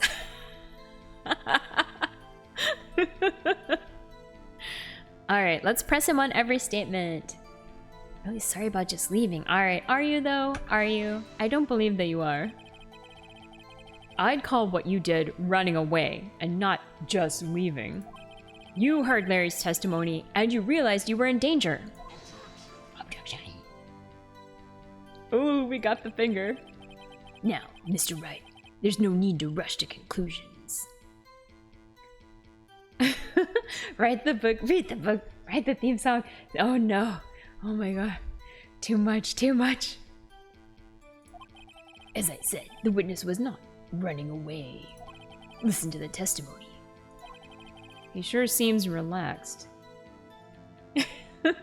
You think if you listen to a self-help book read by Neo, you'd be winning at life? I like that. Yeah, I would enjoy doing it. It would be fun. In fact, they both do. Von Karma and Yanni Yogi. I need to read more self-help books myself. Just in general, I could use some help. Alright. I wasn't running away or nothing, but were you? Let's press. Then why did you leave? Is this guy gonna object to everything? He's just about to say why. Is it so hard for you to just quietly listen when someone is talking? If I sat quietly, Edgeworth would be guilty in 3 minutes. And also, isn't this the cross-examination? Yeah, I object to your objection. Totally. Alright, he went to buy some food for Polly. Okay. But you left your pet alone in the boat rental shop. And parrots need daily attention, okay? Food. Well, Polly is a bit of a gourmand, you see. She only eats these high-quality bird pellets from France. They only have them in the big pet shop downtown. You shouldn't give your scarlet macaw bird pellets. They should eat a variety of like fruits and vegetables and seeds, but you know, okay, whatever. But you weren't arrested until this morning. Why didn't you go back to the caretaker's shack? Well, I kinda got lost, you see. Not only does he not know his name, he doesn't know his own address. Okay. The witness has trouble remembering things sometimes. When the police apprehended him, he was on his way back to the shack. Yeah, right. Nice try, Von Karma. No one's gonna believe that. I see. So he was lost. Oh, please. Your Honor, come to your senses. Alright, next statement. I got nothing to do with this incident anyhow. I feel like this is incorrect. You've lost much of your memory, is that correct? Yep, seems like it. Then how could you know that you didn't have anything to do with this incident? That's a good point. Fair point.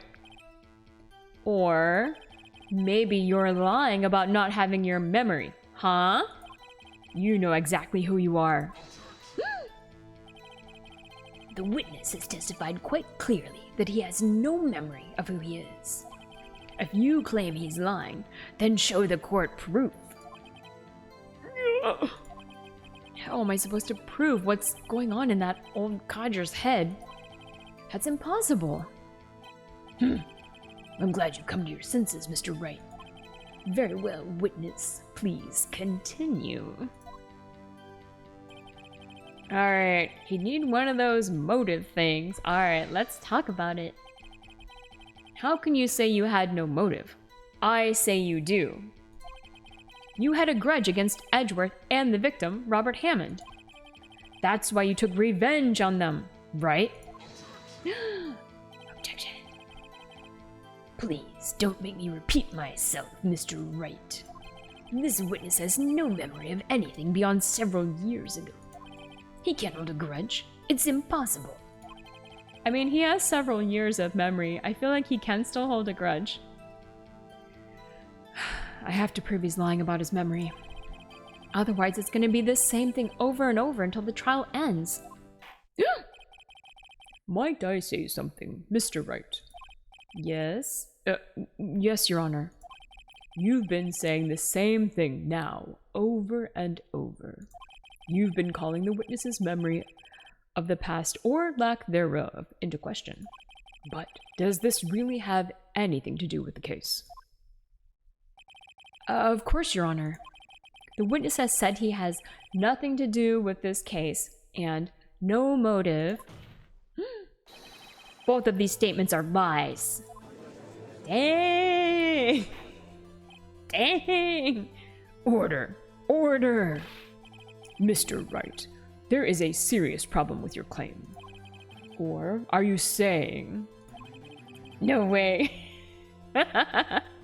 Are you saying you know who this witness is? Of course, Your Honor. Oh, the slap! We got the slap! Ho ho! Now, this is interesting. I would like to know myself. So, who is he? Don't play dumb, Von Karma. Mr. Wright, please tell us this witness's name.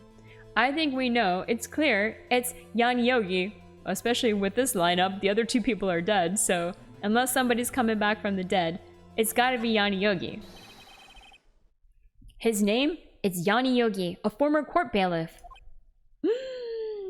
Yeah, and also, like, this guy, has he been the judge for a while? I mean, maybe he hasn't been the judge for 15 years, but you would think he might know if this guy is a former...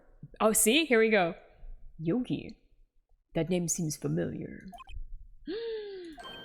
Oh! Yanni Yogi! From the DO6 incident. Yeah, it figures the judge would have heard of it. It was such a famous case. Okay, so maybe it wasn't this court. I guess it could have been a different court. That's fair. That's fair. But what does this mean? Your Honor, if this man is Mr. Yogi, then he has a clear motive.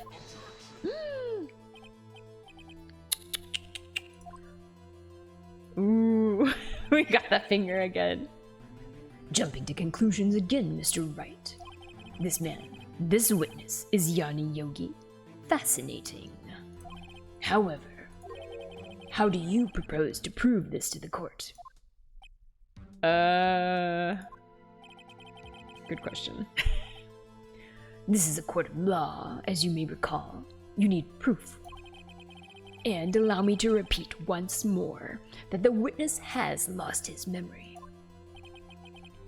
This is it. I have to do this now.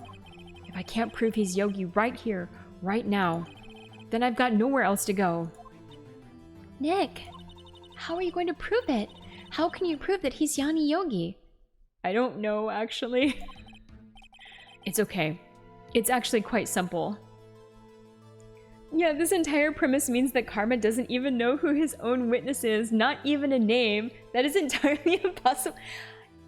I think he does actually know. I think Von Karma is lying, but then also I don't understand how they got a guy who doesn't know who he is, and no one knows who he is, up on the stand. that also makes no sense.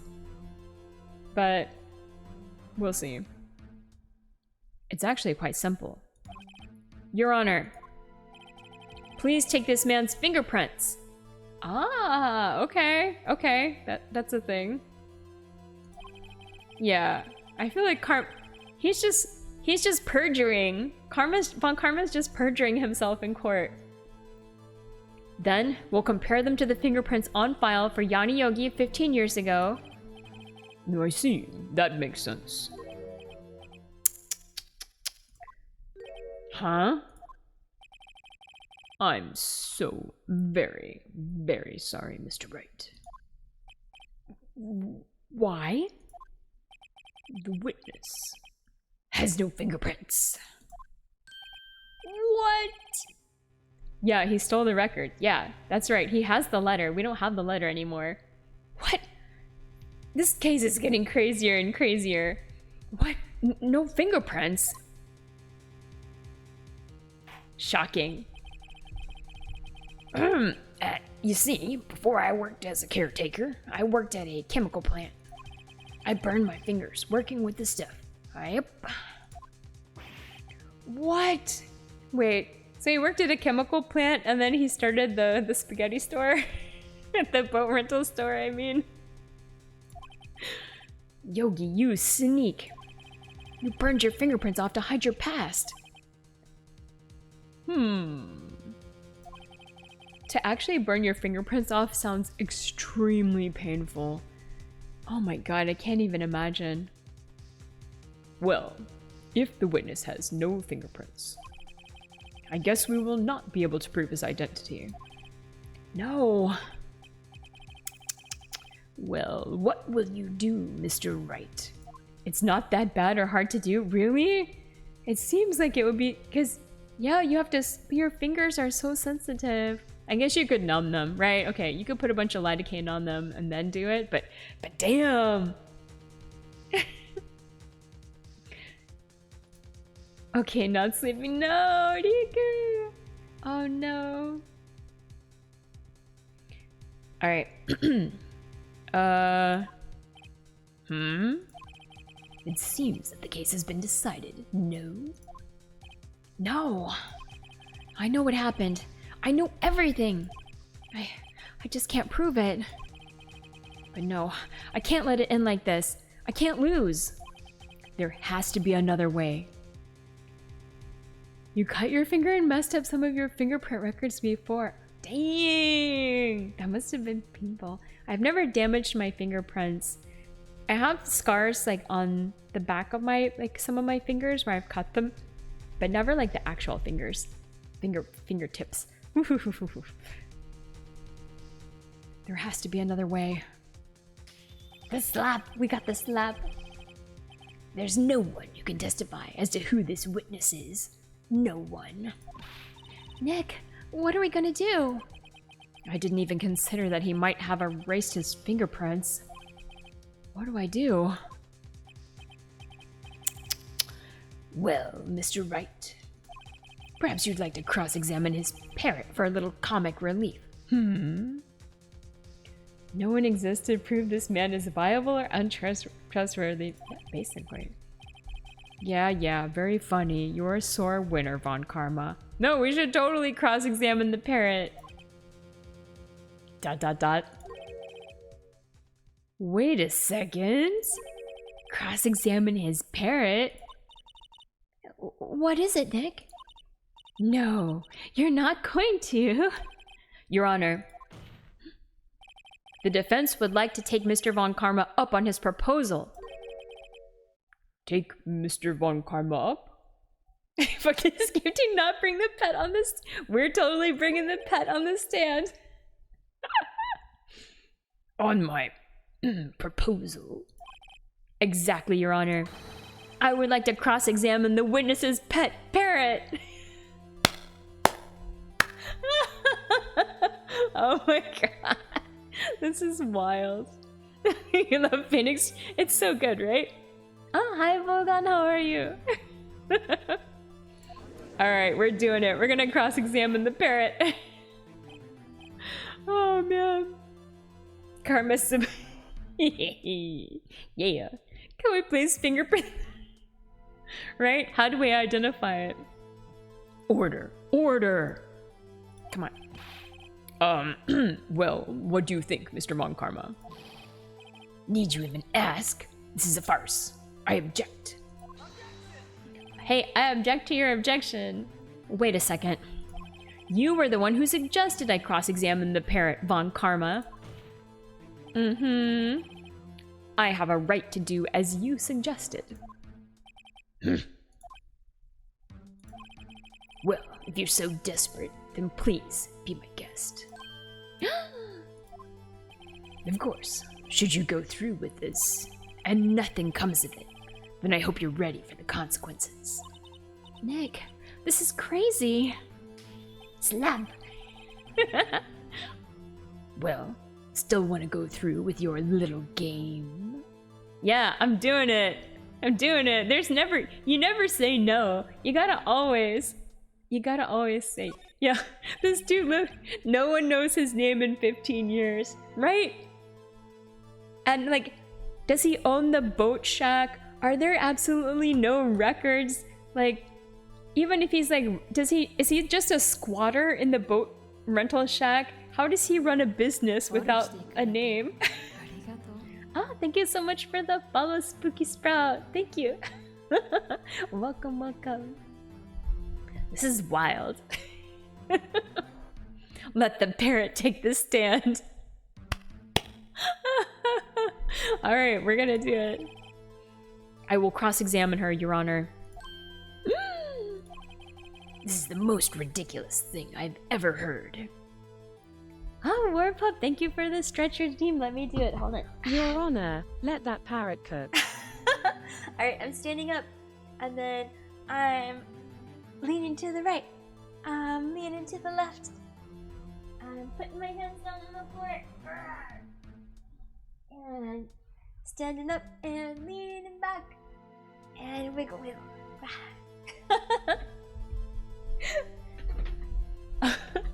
We know that. Yeah, let the parrot cook. Wait, we know the parrot's gender, but not the. I know. Somehow. Oh, thank you for the redeeming. Okay. Objection! Objection! Thank you for the redeem. Oh man. Alright. Alright, be my voice, pretty much. One Karma's rigged every person's testimony, every piece of evidence. Except the parrot. She's my last chance. At least, I think so. Bailiff, bring in the parrot. Yeah, the parrot voice is not easy on my vocal cords, but it's fine. I don't have to do it very much, so. What if the parrot is a double agent? Could be. Could be. That's quite a bird. Please tell us your name. Is the parrot gonna respond? Name. The witness is ignoring me. It must hurt to be ignored by a bird. Very well, witness. Who is your owner? Please, testify for us. Witness testimony. Oh my god. Who is your owner? Hello! Hello! The bird did not put their hand on the Bible. Oh yeah, yeah, they can live really long time. It's amazing. Okay. Is that all we get? I mean, parrot is not going to testify on demand here, so. Certainly the most concise testimony we've had so far. Yeah, parrots can live really long time. Some of them can live like 60 to 80 years. Some of the longest lived animals. As far as like land animals go. They can't compete with turtles, so turtles are like, I think turtles are the longest, right? Oh no, okay. Very well. Begin your cross-examination. Okay, how are we gonna do this? I guess we just gotta press. There's no statements to talk about, so okay. Alright, look, I'm sweating hard here. What are you gonna do, Nick? ... I don't know. What do we do, Maya? She doesn't know either. Alright, cross-examination. Let's go. Okay. Yeah, they can bond.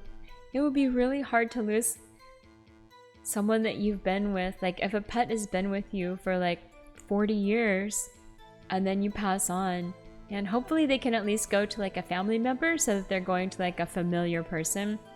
But I'm sure they would still be really sad.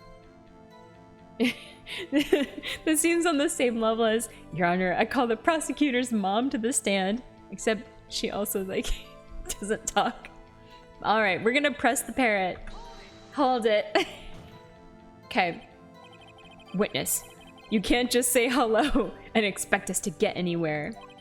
I want you to testify. Maya, you talk to her. Right. What do I say? Oh,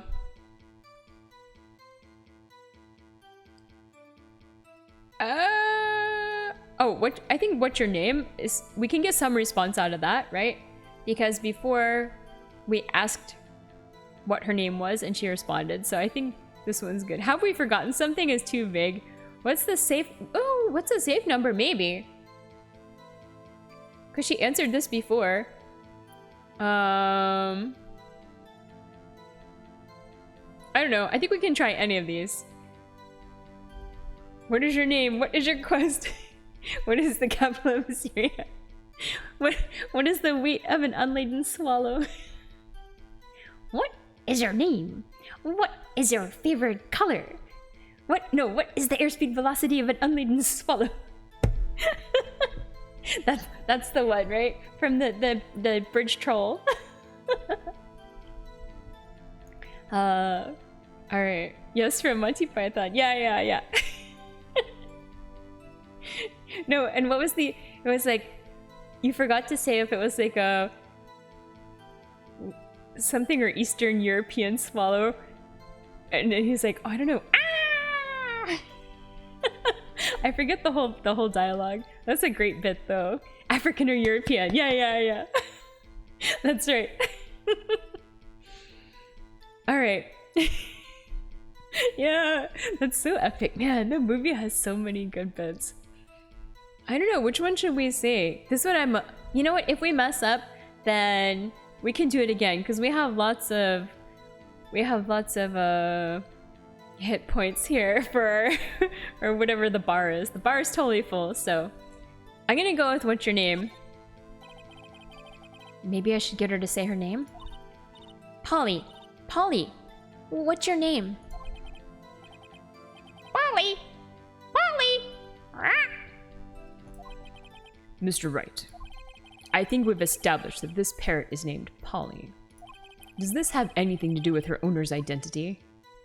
Of course. I mean, I think we have to say of course. Objection leading the question? Right? Yes, it does. Ha! Fascinating. You claim that the parrot's name will prove her owner's identity? Then show us this proof. Nick, don't you think you're taking the bluffing a little too far? Listen, we're not here to answer the question of who is the caretaker. We're here to prove that he is Yanni Yogi. At least we know the parrot's name. Yeah, true. All we have to do is tie the name Polly to Yogi. Your Honor, the proof that the parrot's name reveals the caretaker's identity is... Oh, that is a good question. Is there anything in here? Okay, well, let's take a look. What do we have? Autopsy report, no. Lake photo, no.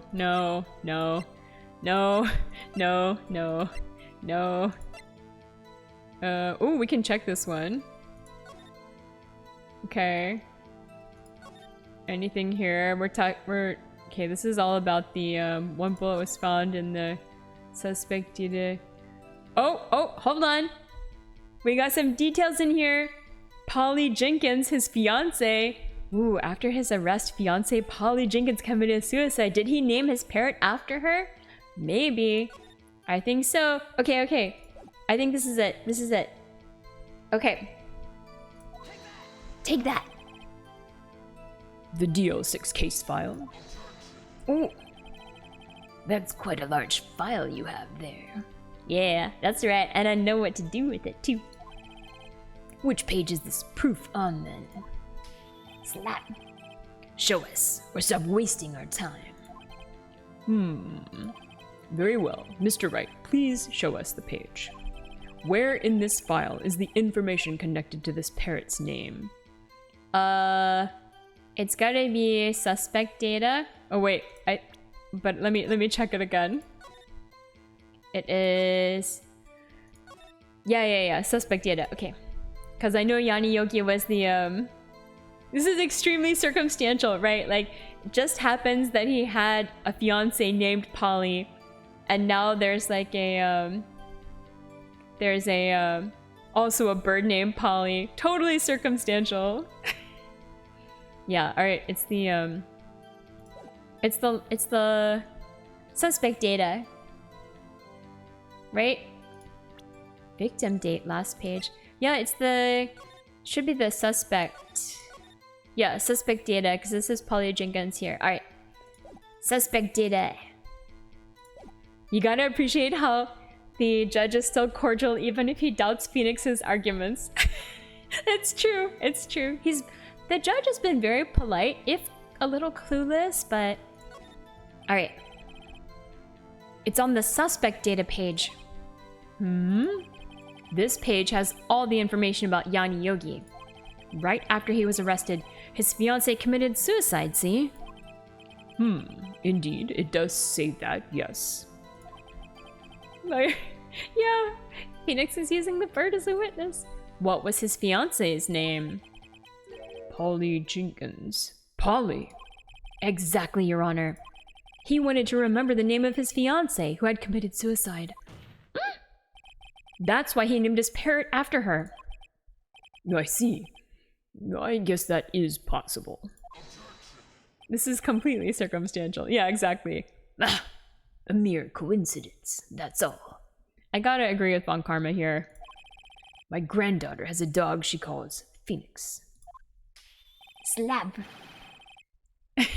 You know, it makes as much sense as Karma's. This is true. I mean, everything is just ridiculous here. Is the parrot on the stand? Yes, the parrot is on the stand. Well, Mr. Phoenix Wright, does this make you my granddaughter's fiancé? She's only 7 years old. What? Indeed. Yeah. He's like, slap! And he's got the wiggle finger. I like the wiggling finger, that tisk finger from him the best, I think. Alone, it is a little weak for evidence in a murder trial. Yeah, it's a little sus that the dog's named Phoenix, but maybe it's related, maybe not. We would need some other corroborating evidence. Oh, where am I gonna find that? Nick, we're getting closer. One more. If we can just get one more piece of evidence. Right. But what? Very well, witness. You may continue. The witness. Wait, okay, we're just gonna press on this. Witness, you're here to speak. You must speak to me. Frankly, I can't believe that you're speaking to the parrot. Well, I guess we should try to get some information out of her. We need to show the judge that her owner is Mr. Yogi. Alright, so we're starting over. I think... I don't know, are we to present something? Oh no, you know what? Maybe it'll let us ask one of the other questions again? Let's see. Alright, witness, you can't just say hello and expect us to get anywhere. If we wanted to completely and utterly humiliate Karma, this is a great way to do it. I don't disagree. I want you to testify. Maya, you talk to her. Right. What do I say? Alright, sure, we'll do the first one. Have we forgotten something? Hello, Quiet. How are you doing? Hello, hello. As I recall, 2 days ago. Happy acing. Hi, Sarunoni. How are you? Hello. Oh, that's... Oh, I forgot about this. Alright, fine. Okay. Polly. Have we forgotten something? Don't forget DL6. Oh, I forgot about this. Oh, yeah. Okay. Maybe she'll reply this time. If I can get Polly to say that here, that will prove that the caretaker had something to do with DL6. Polly, have we forgotten something? The music stopped. Did the parrot just remind us about a national political scandal? Yes, I think so. Hello. Wait a second. Why aren't you talking? That's not what you're supposed to say. Oh, hi, Hannah. Oh, you're doing well in Stardew. That's great. Forgot. Something we forgot. Hello. The Polly team feels redundant. That's true. Well, this is the reason for it. Uh-oh. It's not working, Nick. She won't say it. This is ridiculous. Why won't she say it? Something is the matter, Mr. Wright. Why is the parrot the hardest witness to crack? Yeah, it's so true. Because she's not emotionally involved, that's why. She's just a witness in this case. Wait. Although maybe she can be swayed with those high quality parrot pellets from France that only come from the one store in the big city. Don't tell me Von Karma expected this. He couldn't have retrained the parrot. Could he? Did he train her not to respond when we asked if we'd forgotten anything? Oh, alright. So, is there anything else here? Okay, I think we need to go back and ask the last question then. Well... Alright, so we're gonna do this again, and we will ask her again. We'll do the press again, and then we will ask her the third and final question, and maybe that'll get us what we need, I hope. The first question I thought to ask and the last one we thought to ask. Yeah. Alright, let's see. I want you to testify. Okay, Maya, you talk to her. Right. What do I say? alright, what's the safe number? Yeah, okay, I guess what's the safe number is the correct one. Let's go. Did Von Karma retrain the parrot? I mean, maybe. Who knows what this guy's been up to in his free time. Maybe I'll get her to say the number of that safe. Huh? The safe? Why? Let's just try to get her to say anything, okay? Polly, what was the number to the safe in the shack? 1, 2, 2, 8. 1, 2, 2, 8. Alright, there you go. My, what a reckless parrot. Well, Mr. Wright, You aren't claiming that this number has something to do with the caretaker. I mean, actually, it does, because that's the... You never would say no, it doesn't, right? I don't even know why they give you the options here. Maybe just so that I feel like I'm a participant in this game. Actually, it does. That's why I had her say it. Ridiculous. How can the number to a safe tell us who the caretaker is? Snap. Show us your proof. Uh-oh. What could possibly link this number to the caretaker's true identity? Yeah, sometimes they give you the easy layup, or maybe sometimes the player just wants to lose. You want to make it more like, high stakes for yourself, you can just say no on these ones, and then you can get it down to like you have almost no chances left. All right, we have to link the number to the caretaker's identity. Is there anything in the file here? She said it's 1228. The date 1228 right here. Okay. It's the date of the incident. Okay, there we go. All right, this is it. Let's present it. Take that. The DL6 case file. What is this obsession you have with that case? Mr. Wright, where in this file is something relating to that safe number? I think it's case summary, right? No, I'm paranoid. I'm gonna double check. Double check. Yeah, case summary. Okay. All right, this is the one. This is the one. Let's go. It's on the case summary page. The case summary? Specifically, the date on which the DL6 incident occurred. The date of the incident? December 28th. Why, that's today's date, 15 years ago. And the number on that safe is 1228. This is also completely circumstantial evidence. He used the date of the DL6 incident as the number for his safe, Your Honor. That's how important that date was to him. Legas. I see. It certainly is an interesting coincidence. People often do set their secret numbers to dates. And also, how do we even, I mean, we know that the safe was set to that code, but really the parrot just could be saying anything. But okay. This is not tangible proof. I set my ATM card's number to 0001 because I'm number 1. Oh my god. Slap. This has nothing to do with the date. Nothing. Okay then. That's enough. I think we've reached a conclusion here. Wait, we have? Okay. This is a mere coincidence, that's all. It feels like something he'd do. I think so too.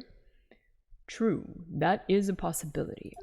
However, two coincidences at the same time seem more like a pattern to me. What are you saying? Summon the caretaker of the bookshop. Immediately. Ooh, okay. What's going on here? Oh, we got some good music. All right. This seems promising. Witness, tell us your name. I know. Von Karma's seething. We're taking you down, buddy. Wait. This witness, me doesn't remember. No, it's okay. Is he gonna confess? Really? I've accomplished what I wanted to do. I'm done. Nick, he looks totally different. This is the real Yogi, I think. Finally. He's been acting feeble to hide his true identity. Acting for 15 years? Well, let me ask you again. Please state your name for the court. Oh, okay. Well, I guess now he doesn't need an old man voice. We can give him a regular voice. My name is Yanni Yogi. 15 years ago, I served as a bailiff in this very court. He's no longer feeble old man. Now he's just regular old man. Order, order! Yanni Yogi. So it was you who killed Robert Hammond and tried to frame Miles Edgeworth for his death? ... Yes, it was me. I did it. They put me on the witness stand 15 years ago. Robert Hammond, he said I was mentally unsound. He told me it would make me innocent, get me off the hook. So, I pretended to have brain damage. I was innocent, really, but he didn't believe me. We won the trial. But I lost everything. I lost my job, my fiancé, my social standing. Then, this year, 15 years later, a package arrived. It was a letter and a pistol. The plan was written out in careful detail. It was a plan for me to take my revenge on the people who ruined my life. I didn't care who had sent it. I thought this was my chance. After 15 years, this was it. Finally, a chance to have my revenge on Robert Hammond and Miles Edgeworth. I have no regrets. Wait a moment. Revenge against Miles Edgeworth? What do you mean? Now I'm not at liberty to speak on that matter. Why don't you ask Mr. Edgeworth yourself? Anyway, I admit it. I was the one who killed Robert Hammond. Dang! Alright. Okay, there we go. Woo! Great success! Von Karma, where's Mr. Yogi? Under arrest, Your Honor. I saw no room for error in his confession. Then the defendant, Miles Edgeworth, is innocent. In this case, at least. Very well. Will the defendant please take the stand?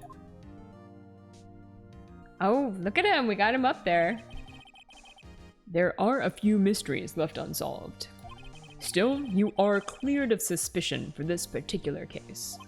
So I would like to pass judgment on the murder of Mr. Robert Hammond.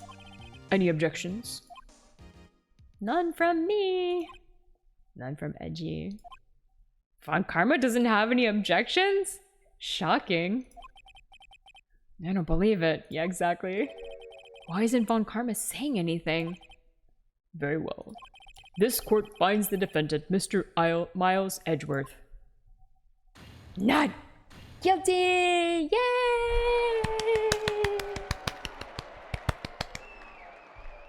I can't believe Von Karma didn't say anything. That is all. This court is adjourned. Really? Really? Is that it? We won? Oh, no. You can't object after... You can't object after they've read out the verdict. That's... okay, fine. Continuing on. Did someone just say objection? It wasn't Von Karma. Wait, it wasn't Von Karma? Wait, that means...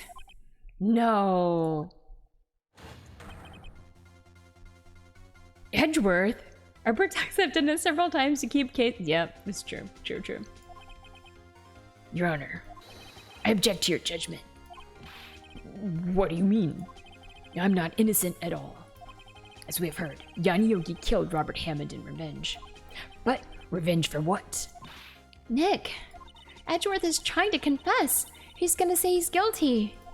He's going to tell them he was the murderer in the DL6 incident. He's going to tell them he killed his own dad. Uh-oh. What do I do? I have to raise an objection. Right? I feel like I have to. 'Cause... Not cool. Yeah. The judgment has already been passed. I object to Edgeworth's outburst. Yeah, I gotta try and save my client here. Yeah. Edgeworth, I will eat my time. What the hell? Yeah. Didn't something like this happen yesterday, too?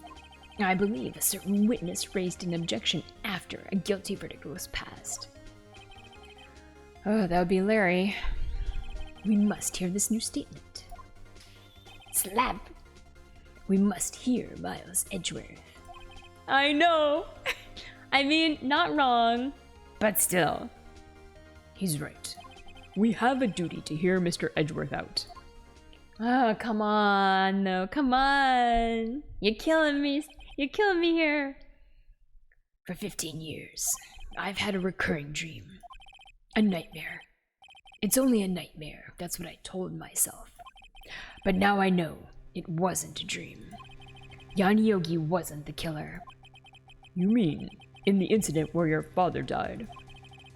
From the distance of the shot, it wasn't suicide either. Everything was as clear as day. The murderer The criminal in the DL6 incident. It was me. Your Honor, I confess my guilt. I'm guilty for DL6, the statute of limitations of which ends today. The culprit is me. Wait, why are you pointing your finger not at yourself? Oh, but okay, sure. Order, order.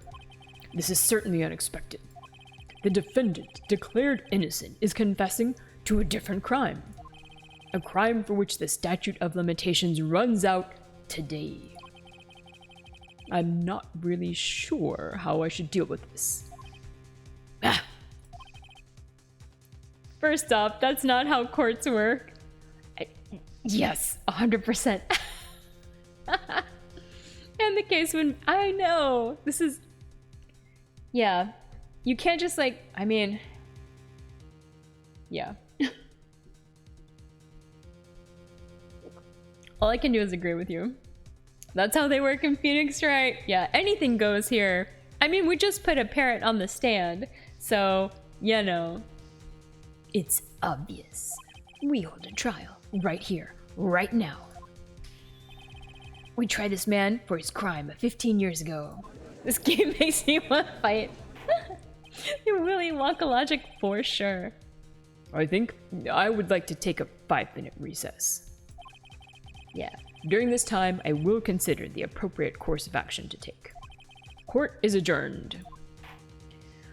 Okay then, my goodness. December 28th, 2:44 p.m. District Court, Defendant Lobby number 2. I have to run to the bathroom. I'll be super fast. I'll be right back. I drank more than half a liter of water since I started this stream, so I'll be right back. BRB.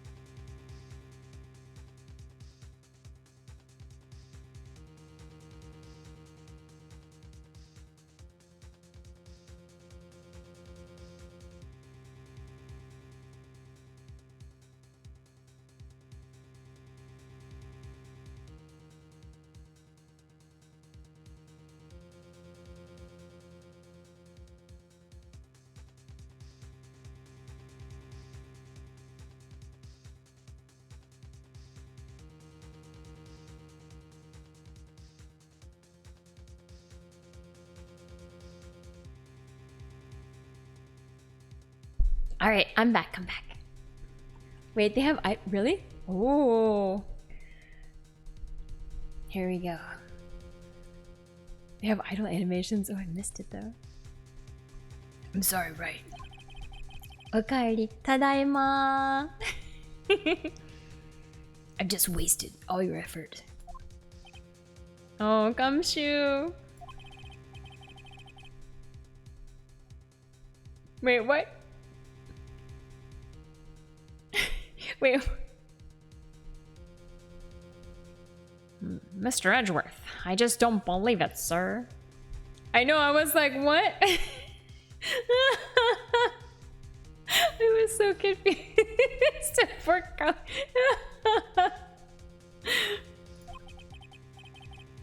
I mean, you kill your dad. I didn't want to believe it myself, Detective. But it's the truth. I deserve to be punished. Murder is murder, no matter what the circumstances. No, that's like actually not true at all. Murder is not murder no matter what the circumstances. You accidentally killed your dad and it's a completely different crime. Oh no, you're getting bullied. No. No bully. No bully. Edgeworth. This is crazy. Just crazy. Yeah, no such thing as manslaughter in Phoenix Verse. Nick, what are you doing? Huh? Oh. I was just reading through the court record once more. I'm getting my case ready. Your case? For what? Huh? I mean, isn't it obvious? I'm gonna prove that Miles Edgeworth is innocent.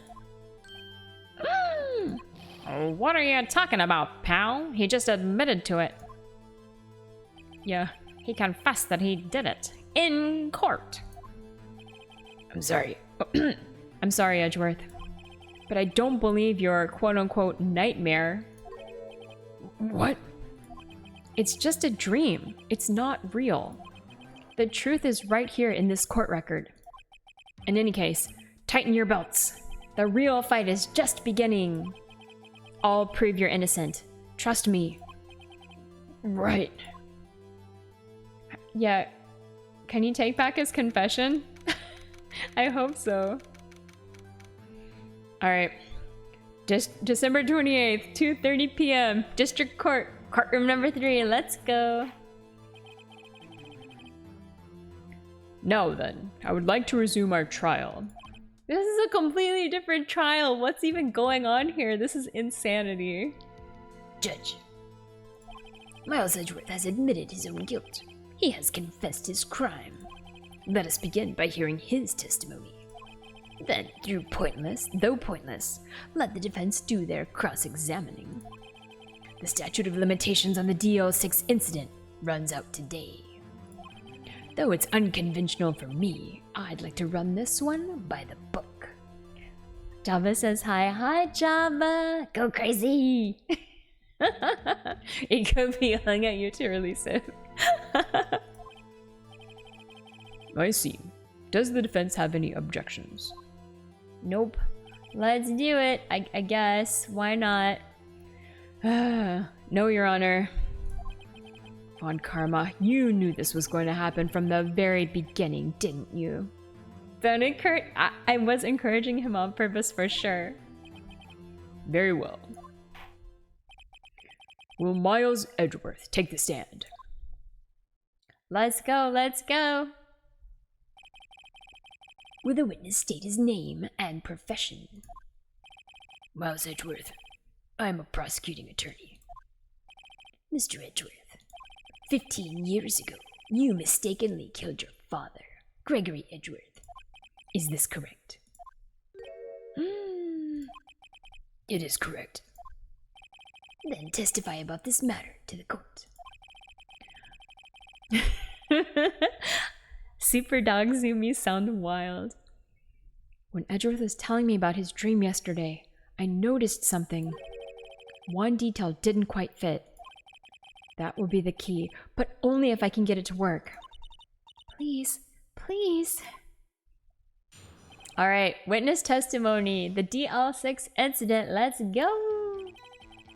That day, I'd gone to the courtroom to observe one of my father's trials. As we went to leave, an earthquake struck, trapping us in the elevator.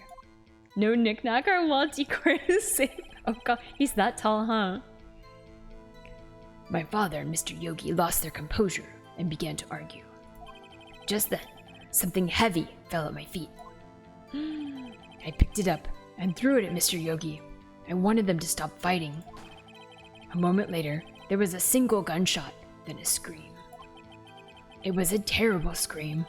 I remember it to this day. That's all. And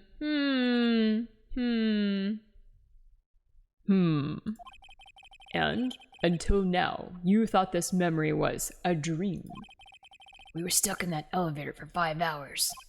The oxygen in the elevator ran out, and I lost my memory of the events. The same claim Mr. Yogi has made. Very well. Mr. Wright, your cross-examination, please. Yes, Your Honor. If he stands on his hind legs, he towers over you. Holy crap. I want to look at the evidence that we have remaining, by the way. Just to look at it. So we have autopsy report shot from 1 meter away. Leg photo, we don't care about this anymore. This one, I don't think we care about anymore. This one, no. This one sounds suspicious, but I don't know why. This one, no, we don't care. I think we're done with the parrot. I'm gonna look at the DL6 case file to refresh my memory here. An air elevator was oxygen depleted at time of incident. No clues found on the scene. Gregory Edgeworth, trapped in the elevator, returning from a lost trial with son, age 9. He was 9. 1 bullet found in the heart. Murder weapon fired twice. Ooh, okay. We've got another like murder weapon fired twice situation. Interesting. Interesting. And then we've got the suspect, memory loss due to oxygen deprivation. Okay. So that was interesting. And then here we have a photograph of the scene of the murder. Wait a second. I just noticed there's a bullet hole here in the elevator window. So there couldn't have been oxygen deprivation. Oh no, there could have been. And then they shot the window and then it... Okay, but this means so there were 2 shots. 1 shot through the window and then 1 shot in the heart of the father. So even if he dropped the gun and it went off, maybe his shot went through the window. Maybe?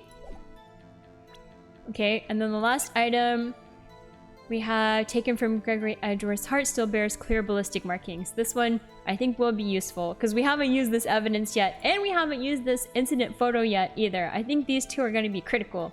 And also the DL6 case file, which has 2 shots mentioned. I think both of those very useful. We'll see. Yeah, I think the bullet will probably match, but let's see. Okay. First, we're gonna do the regular pressing. So let's do that. Press. Hold it. What was the trial your father was involved in on that day? I don't remember things very clearly. Only 2 things. I know my father lost, and Mr. Von Karma was the prosecuting attorney. Oh, maybe this is the one where he like showed that he like messed up the evidence. And then he had to take a vacation afterwards, right? Mr. Von Karma, you were handling that case. It was 15 years ago. I don't remember the details. That was when Edgeworth pointed out the problem in Von Karma's evidence. Yeah, see? Okay, so an earthquake struck. Alright, let's talk about it. Hold it. So, there were 3 people, including yourself, trapped in that elevator. Yes, myself, my father, and Yanni Yogi. We were fine at first, but then as time passed, and no one came to help. Alright, they lost their composure and began to argue. Let's talk about it. What did you do then? I was a 9-year-old boy at the time. What could I do? I was scared, trembling in the corner. But then... Alright, something heavy fell at his feet. Let's talk about it. What was it? A pistol. I assume it was the bailiff, Yanni Yogi's. The safety must have come off when it fell from his holster. And you picked it up. What happened next? Alright, he threw it at Mr. Yogi. He wanted them to stop fighting. Hold it. Did you know it was a pistol when you threw it? I think I knew. I knew it was dangerous. But the air was getting so thick, I panicked. Slap. So, you're saying that you threw the pistol at Mr. Yogi?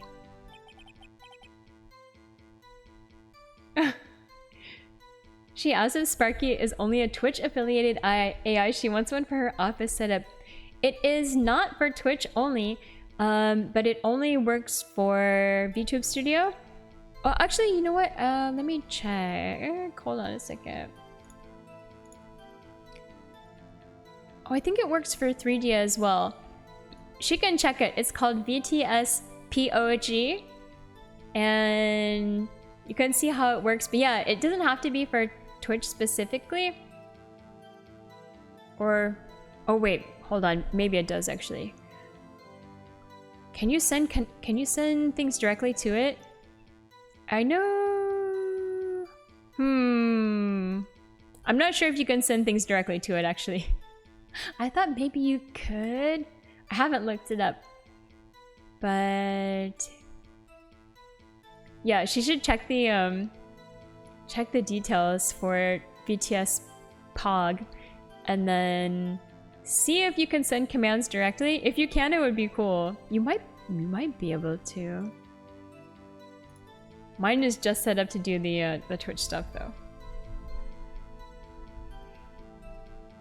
I was in a daze. Alright, let's find out. Alright, a moment later, there was a single gunshot and then a scream! Wait, what about the second gunshot though? The gun fired once? Yes. Oh, this is sus. I think we should present the case data on this one because we know the gun was fired twice.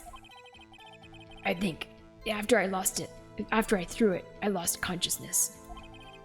Since then, they've echoed in my head every day. That gunshot and that horrible scream. The scream. Terrible scream. I remember it to this day. Hold it. To this day. Yes, I can practically hear it now. I doubt I will ever forget that scream as long as I live. There it is. One part of that testimony clearly contradicts the evidence, but I don't know what it means. I better find out, and quick. Alright, so we gotta go through. I think we need to present the DL6 case data when he said that there's one shot. So let's go through and we can find that one and present it. Okay, they lost their composure. Just then, something heavy fell at your feet. Picked it up and threw it at Mr. Yogi. A single gunshot. Okay, I think this is a bunch of poop. So we will present the DL6 case file. Objection! Yeah. My lazy Batman. Hey, that's okay. Are you sure you only heard one gunshot? Yes, I'm sure of that. I heard the shot, and then the scream. Then everything faded. I was unconscious until the rescuers came. I see. Uh-oh, look at me shaking my head. Your dream's a big pile of poop, and here's why. Yeah. No, Your Honor. Unfortunately, you don't. Oh, I'm sassing the judge. Nice. Look at this file one more time. This plainly contradicts the witness's testimony. Ooh, uh-oh. You do enjoy dragging out that file, don't you? I don't accept this evidence, unless you can tell us what page it's on. Which page contradicts Miles Edgeworth's testimony? I think it's victim data, but, you know, let's check it. Okay, we have... Here we go. Yeah, victim data. The murder weapon was fired twice. We got it. Victim data it is. Look at the victim data in this file. It says it quite plainly. The murder weapon was fired twice. Yeah, we're saving Edgeworth, saving him. Miles Edgeworth only heard one gunshot, yet the murder weapon was fired twice. The first shot was the accidental firing when the pistol was thrown. So, who fired the remaining shot? Yeah, and we have the picture, right, that shows that the window had a hole in it. Was there, perhaps, another shooter who fired that second shot? Your Honor, as I'm sure you're aware, this incident occurred 15 years ago. The evidence is dated. The pistol did fire twice. However, we do not know when that second shot was fired. Ooh, we got the tisk tisk finger. It might have been fired the day before the incident. I disagree. Oh, there's no proof that the second shot had anything to do with this incident. Lies, we have the picture.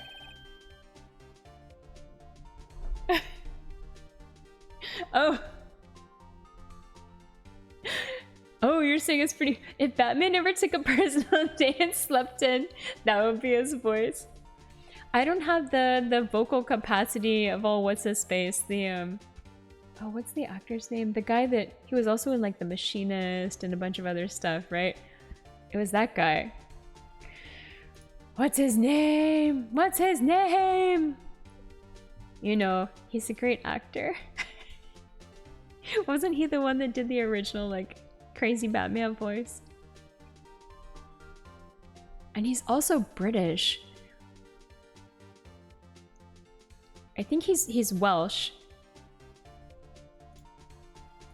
Christian Bale. Yeah, yeah.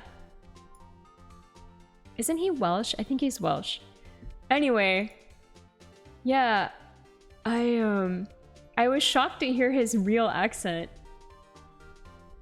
The Where's Rachel guy? Wait, I don't know Where's Rachel. But yeah, that guy. I saw an interview with him recently. It was really good. But anyway, let's continue. Boop, boop, boop. Ah, hi Blue, how are you doing? Boop, boop, boop. What? I see. We're almost there. We're so close now. You do have a point, Mr. Wright. The murder weapon was fired twice, as we have heard.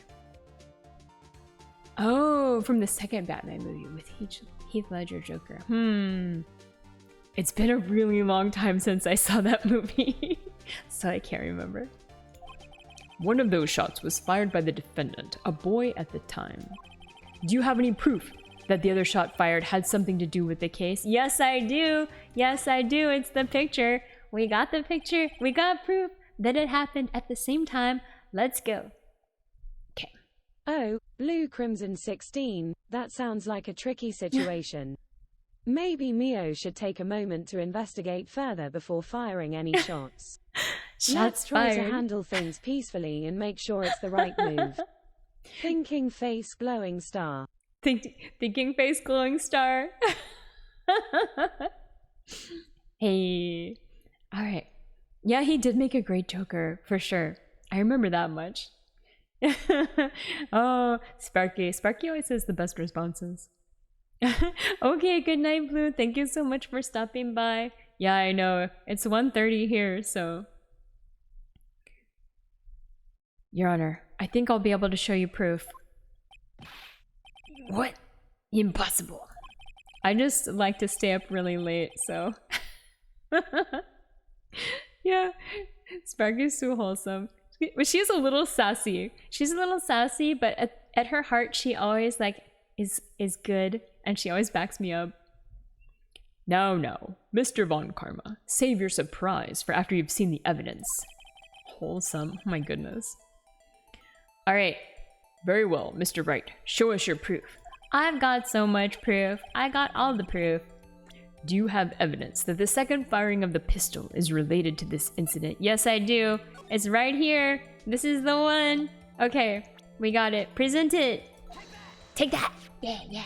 Take that. Look at this photograph. This is a photograph of the scene of the crime 15 years ago. I can see that the victim lying there is Gregory Edgeworth. Yeah, she turned down a lifetime supply of corn. That's how much she loves me. It's true. This proves the murder weapon was fired twice at the time of the incident. There's a game theory that says that Wright should be disbarred for law malpractice. I mean, in this case, we just cross-examined a parrot, and there's all kinds of random crap going on. None of this is legit law. This photo proves it. Different laws, yeah.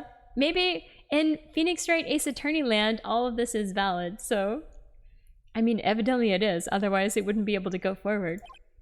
Everyone's shocked. So, let me get this straight. This photo proves 2 shots were fired. Where? Your Honor, please get a clue. Show the judge the contradiction in the photo. It's right here! It's right here! Take that.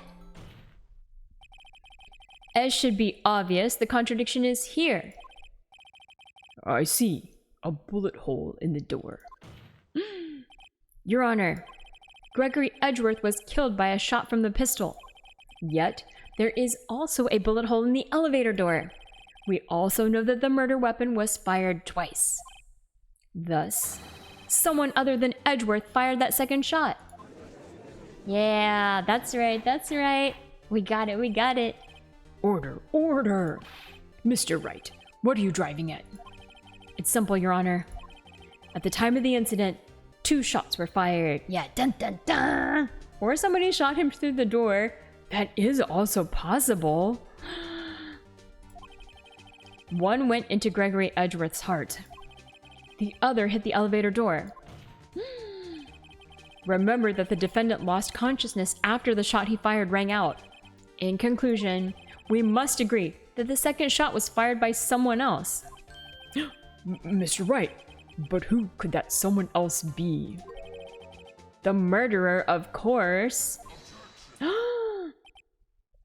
Wait, was it Von Karma? Did Von Karma shoot him through the door? I knew I should have stepped in before your wild fantasies got out of hand. You one bullet because the bullet you have was inside? What? No. Mr. Wright, look once more at the DO6 incident case file. Look closely. Yeah, where is the second bullet? Where did it go? Did somebody pick it up? Try the case summary page. The case summary. That's on page 1. Look what's written there. Not a single clue was found on the scene. So where's the second bullet? Yeah, where is the second bullet? If the pistol had indeed been fired 2 times, then the other bullet would have been discovered on the scene. He does have a point. That second bullet has never been found. Why? Because the second bullet does not exist. The bullet that claimed Gregory Edgeworth's life was the one fired by his own son. That is the truth of this matter. The whole truth. Nothing but the truth, so help me God. It was undoubtedly something else that made that bullet hole in the door. Lies, lies. Order. I will have order. Mr. Wright has proven one thing to us quite clearly. That the murder weapon was fired twice at the time of the incident. Yeah, if that's the truth, then how does... Yeah, what's up with that door hole? They wouldn't have passed out if there was a hole in the door, right? I make just a little bit, Trevay, just a little bit. However, as Mr. Von Karma says, the second bullet fired was not found. It is highly unlikely that the police merely overlooked this second bullet. So, all we have is the single bullet fired. I'm afraid I have to discount the defense's claim. What? No! I praise the judge for his wisdom in this matter. How did this happen? I don't believe that the second bullet didn't exist. Was I wrong? Have I been wrong about this whole incident? What are you doing, Nick? Why aren't you raising an objection? I'm sorry, Maya. What? It looks like I was wrong. Nick? If the second bullet wasn't there, then all my conjectures are for nothing. Can it be lodged in something? I mean, maybe. Or maybe it was like outside the elevator, because like it was in the window, right? So maybe it went outside the elevator and it was like way out there somewhere. It was a door. Aw, thank you, Chirpy. If the second bullet wasn't there, then all my conjectures are for nothing. No. But you said you'd do it, Nick. You said you'd get Edgeworth declared innocent. I'm sorry. It's just, when I saw the photograph, I thought that 2 shots had been fired. I was so certain of it. I thought I'd won. I thought there was another person, someone else who fired the killing shot. But now, I was wrong to think it could be that simple. This case has stood unsolved for 15 years. I said I'd do it. Yeah, you can see the photo. It is here. There's the photo. BRB. All right, I'll be here for a little bit. Yeah, there's like the photo here and also here, so it is a mystery to me. Nick. Well, it seems we have finally cleared up this incident. Only one bullet was found at the scene of the crime. That shot was fired by Miles Edgeworth. Precisely. I'd like to ask one thing of Miles Edgeworth before passing my verdict. Oh, only one of the windows has a bullet hole, so it can't be a shot. Maybe it just fell down the elevator shaft, and that's why they didn't find it. That would be valid. Have you been paying attention to the trial so far? How have I been paying attention? I've been doing my best here. And wait, why are you asking the the defendant if he's been paying attention? Good lord. Yes, Your Honor. Do you have any objections? Or Karma removed it for the... Okay, he would also do something like that for sure. No. No, I do not. So, you killed your father, though that was not your intention. Yes, I did. Oh no. He's accepted the guilt. Very well. No! The statute of limitations on the murder of Gregory Edgeworth runs out today. Therefore, I must pronounce a verdict on the defendant today, right here. Right now. Indeed. Does anyone have any objections? I've been here before. It's just like my first day in court. There are so many things I know I should be saying. But my mind's gone blank. I can't find the words. Mr. Wright? Yeah, of course I have an objection. You know it. Since he told the truth, we'll put him on probation. Well, the crazy thing is he didn't actually murder his father anyway. He was saying that he like killed him accidentally, which would be manslaughter, which is a totally different crime. But we've given up on like hoping that they'll figure out the difference. Your Honor, I object. Still got jail. True, but a lot less. And also, this happened when he was 9 years old, so he was a minor at the time as well. So, and it's 15 years ago. Yeah, so he was a 9-year-old at the time. It was an accident, so he claims, but we don't think he did it at all. Yeah, agreed. Mr. Wright, on what grounds do you object? Nick. I don't know. His case is perfect. Oh no. Yeah. It must exist. The second bullet. Wait, what was there a flash of? There was a flash of something. Yeah, I guess if it happened when he was 9, then they, possibly he could have gotten sent to juvie. But yeah. So he claims. Yeah. Oh, did I just have a revelation? What? What did you just say?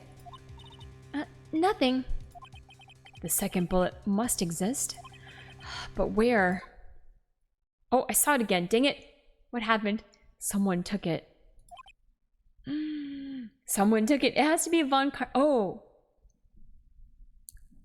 I think I was a little too happy with like the clicking. I didn't see who that was. Dang it. Game doesn't even know its own law. Well, this is true. It seems waiting is not going to produce us any answers from Mr. Wright. Wait, Your Honor. Did Yogi take it? Maybe, because he was in the elevator. The second bullet. It existed. What? But we've just heard proof that it did not exist. I realize that, Your Honor. I'm really grasping here. It's just, someone took it from the scene of the crime. That's what happened. But who? The murderer. Okay, so he's saying that Yogi did take it. The murderer?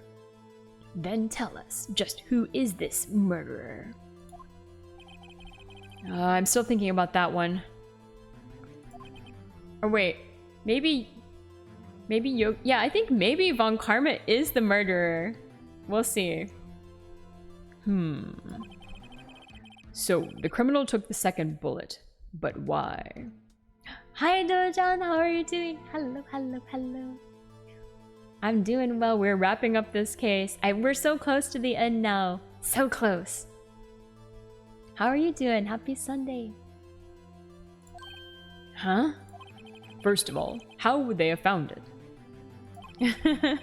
Okay, Balloon. Good night. Have a good week next week. Yeah, so close, so close. Lazy Sunday? Excellent. I had a mediumly lazy Sunday. I slept in really late as usual, but then I tried to be productive the rest of the day. It's not easy to find a stray bullet, Mr. Wright. Ah, thank you for the redeem, please. Let me do it for you. Okay. Hold on. I have to prepare myself as usual. Alright. Ara. I hope that was okay. Thank you so much for the redeem, Blue.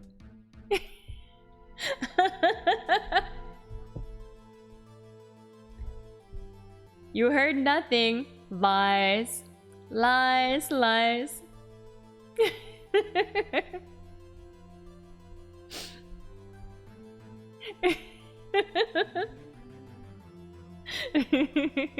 I hope that was good. Thank you for the redeem.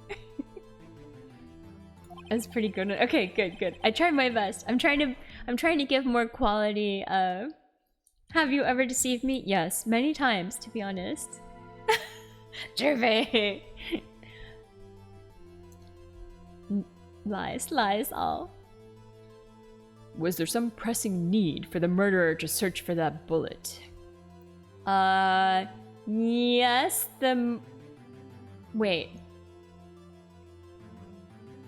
Did the murderer need it? The murderer had to find it, and the murderer didn't need it. I feel like the murderer has to find it, right? Right? The murderer had to find it. Of course there was a need. That's why they took it. Bah! What possible reason could they have had? Well... Yeah, assuming it was for karma, it's a great way to accuse the kid of murder, right? Right? The reason the murderer took the bullet away from the scene with them is... The bullet would be proof? Right? The bullet would be proof. What if you really were a little deaf in one ear? Then I hope you would turn the volume up. Or listen with your good ear. Yeah, alright, the bullet would be proof. Maybe... Uh-oh, this is not good though. Usually he puts his like elbow up when we're about to like lose points. Maybe they thought the bullet would be used as proof? Proof. It was a special bullet, so they took it with them. Okay, this seems not good. If that was the case, then they should have taken the bullet from inside Gregory as well. Huh? Why would they only take one of the 2 shots fired? You're not, but what if you were? Oh my goodness. Oh, right. Uh-oh. Uh-oh. Okay, we failed, Mr. Wright, have you really thought this through? I'm going to have to penalize you. No, we got a penalty. Oh no, it's our first penalty. Yeah, how do you... Okay, fair. Yeah, how are you gonna get the bullet out?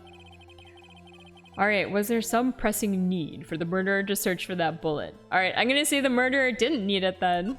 Fine, murderer didn't need it. Why would the murderer have spent the time to look for that stray bullet? Von Karma has been sus the whole case. I haven't a clue. What's wrong, Mr. Wright?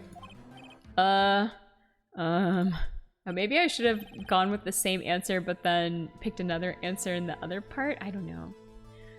Well, we'll find out. The murderer had no need to... Oh, I can't talk. The murderer had no reason to take that bullet. Your Honor, I'm grasping at straws. 100%. Well, at least we have limited options here. You don't want to admit it, but it's true. Wait, was that Mia? Had to take it. Had to take it? The murderer? What does that mean? You're thinking too normal. Think crazy. Okay, it wasn't me clicking too fast. This is just like flashing. That's what it is. It totally is her! It's Mia! She's trying to send us a message from the great beyond. Don't think why the bullet was taken. Think why the bullet had to be taken. What? That doesn't make sense to me, but okay. Mr. Wright. Yeah, it's Mia. Yes, Your Honor. I have no idea what I'm doing. Well, the murderer had no intention of taking the bullet from the scene, but the murderer had to take that bullet. Had to, Mr. Wright? What do you mean? Maybe it ricocheted, maybe.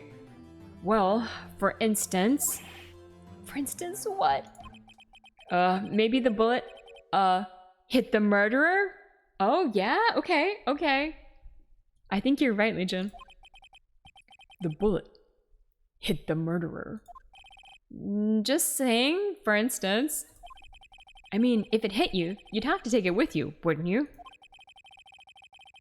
It's not like you could perform surgery right there. You know?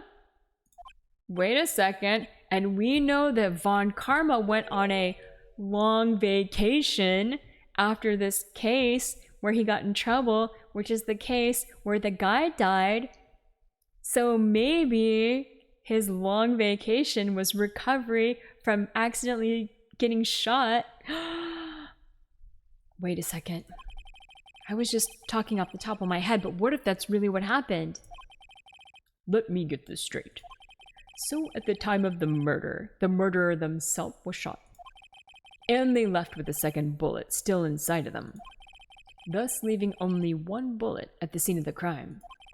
Yes. I guess that's how it would work, yes. But there's a problem with that. The other two people rescued from that elevator, Miles Edgeworth and Yanni Yogi, were both unharmed. So that would mean the murderer came from outside, yes. Maybe? Ooh, okay. I'm thinking that Von Karma shot from outside the elevator? No. I don't know what happened. I hope this case tells us. The two men fight inside the elevator. Trying to stop them, the boy picks up the pistol at his feet and throws it. The pistol discharges, and the bullet goes through the elevator door and hits the murderer outside. Oh, okay, that's true. Yeah, Karma could have opened the door and then killed the dad. The boy loses consciousness. And then I think Yanni Yogi had passed out as well, right? Then the murderer opens the elevator door and sees the men inside. Ah, okay, this is it. Yeah.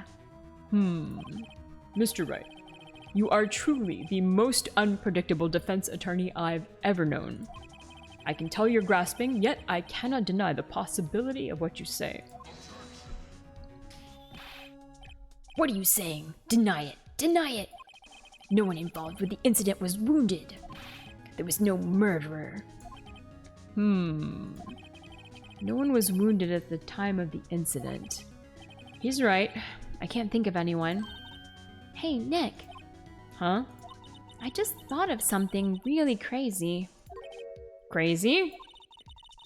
Remember what Mr. Grossberg said yesterday? Grossberg, whatever.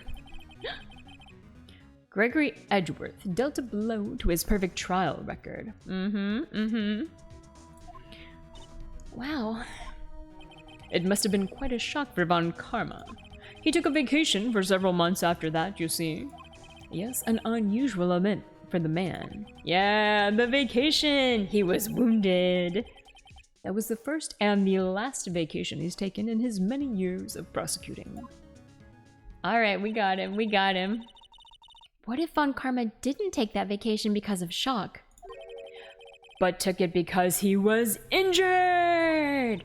Which would mean It could only mean one thing. he was the murderer in the DL6 incident. Yeah, the vacation. It was like a random thing. Like they never say anything without meaning later, without meaning, right? So I was like, all right. The vacation's gonna come up. He was the murderer in the DL6 incident. He was the man who shot Gregory Edgeworth. It was Von Karma. Oh man. Something wrong, Mr. Wright? You seem dazed. No, Your Honor. Well, you have indicated the possibility that the murderer came from outside. Can you give us the name of your suspect? Uh-oh. Should I come out and say it now? Yeah, we gotta say it now. There's no saving it for a better time. Come on. What kind of joke is that? Your Honor, there is a suspect. One lone suspect. Uh-oh. Well, this is certainly interesting news. Very well, Mr. Wright. Who is your suspect? My hands are shaking. What? Von Karma. Von Karma! Uh-oh, he's smiling. Oh, everyone's shocked and amazed. Yeah, fight. It's fight music. You mean the Von Karma, the prosecutor, the one standing right over there. Bah. You don't object? I see no need. Why honor this ridiculous outburst with my objection? Yeah, fight. Because you took a vacation for several months, starting the day after the incident. Yet you pride yourself on a perfect record. Why would you take such a long vacation without any reason? So, you're claiming that I took a vacation to heal my injury from the incident? Fascinating. Prove it. I would have needed surgery, no. Where did I go under the knife at, Mr. Wright? So he didn't have surgery. And they didn't find the bullet. Is the bullet still in him? Does he have a scar? We can say like, let's look at your shoulder or whatever. Or I guess he'd have to get totally naked because we don't actually like know like where like, you know, we saw that little scene where he got shot in the shoulder, but we don't actually know IRL. So we'd have to just get totally naked and we can inspect him for gunshots. Strip!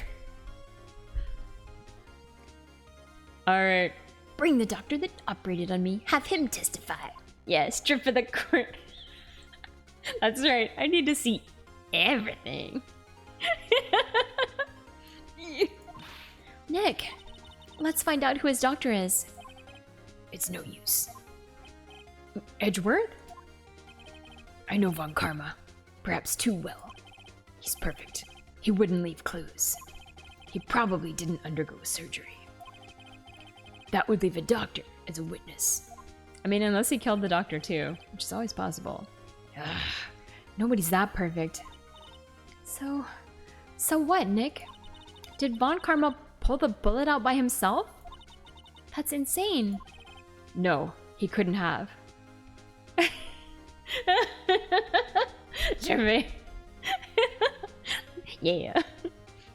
Or cosmetic surgery. Okay, so they're saying he couldn't have pulled the bullet out. That means the bullet's still in him. Can we still have that metal detector in the...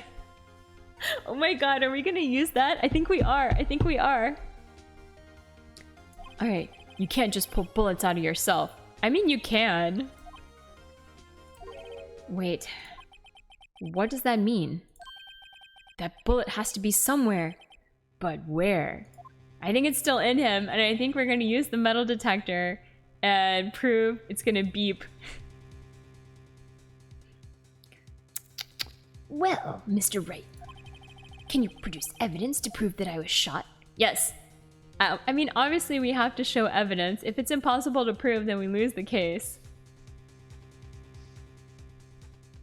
We haven't seen enough action movies, yeah, right? There's lots of self-bullet removal in all those movies.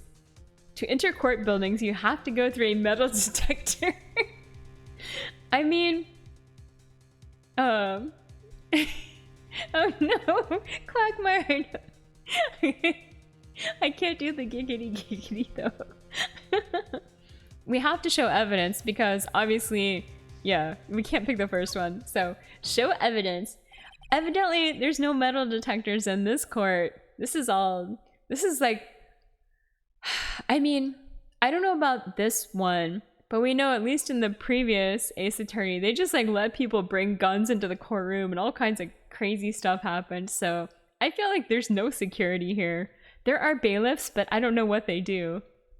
Like literally nothing. Alright, Von Karma, I'll prove it. And I'll even use evidence. I know you like it so much. I know how you like it so much. Yeah, okay. We know how he likes it. Oh my god. What? They exist to pass out in elevators and attack people. Yep, that's it. Alright, the evidence that proves Von Karma's shot is totally gotta be the metal detector. Alright, let's do it. Von Karma is perfect. He wouldn't risk surgery, leaving an evidence trail. So then I ask, where is that bullet now? I think it unlikely that Von Karma performed surgery on himself. Yeah, it was in my pocket. It's an unfoldable, it's a foldable metal detector, right? I had it here the whole time. You don't mean? I do. There is the possibility that the bullet is still inside Von Karma. Alright. Is that even possible? From Wholesome Ace Attorney to Sus Attorney 6. No! I'm totally wholesome. This is just my cane, but look! It's also a metal detector. It's also a sword. Is that even possible? For all these years? Well, there's one way to find out. We could use this metal detector. Sell Asian sister. Ooh, I like that. That's a good one, Hopeless Salary Man. Well, Von Karma, I'm gonna run this over you and see what we find. Ooh. Oh, he's sweating. I refuse. Thank you. Please do. You refuse. But refusing this means you acknowledge that the bullet is still inside you. That's right. We got him on the ropes now. Order. I hope all year too. Your Honor, the defense requests that we be allowed to use the metal detector. Judge, I call for suspension of this trial. This is an invasion of privacy. The statute of limitations runs out on this case today. It was you who said we had to end it right here, right now. All right, Judge, help us out. Enough. I permit the use of the metal detector. Mr. Von Karma, you will submit yourself to testing. Nick, what does this mean? I don't know, but we have to give it a shot. Exciting.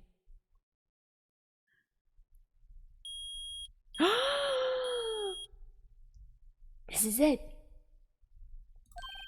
He reacted. Something's inside his right shoulder. The bullet.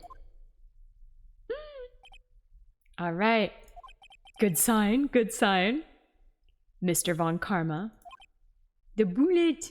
Yeah. You. It was you. He's got nothing to say. I was afraid this would happen. Bullet. And so I remained silent. What? Indeed, there is a bullet inside my shoulder. However, it has nothing to do with this incident. What? I was shot in the shoulder long before the DL6 incident. Slap.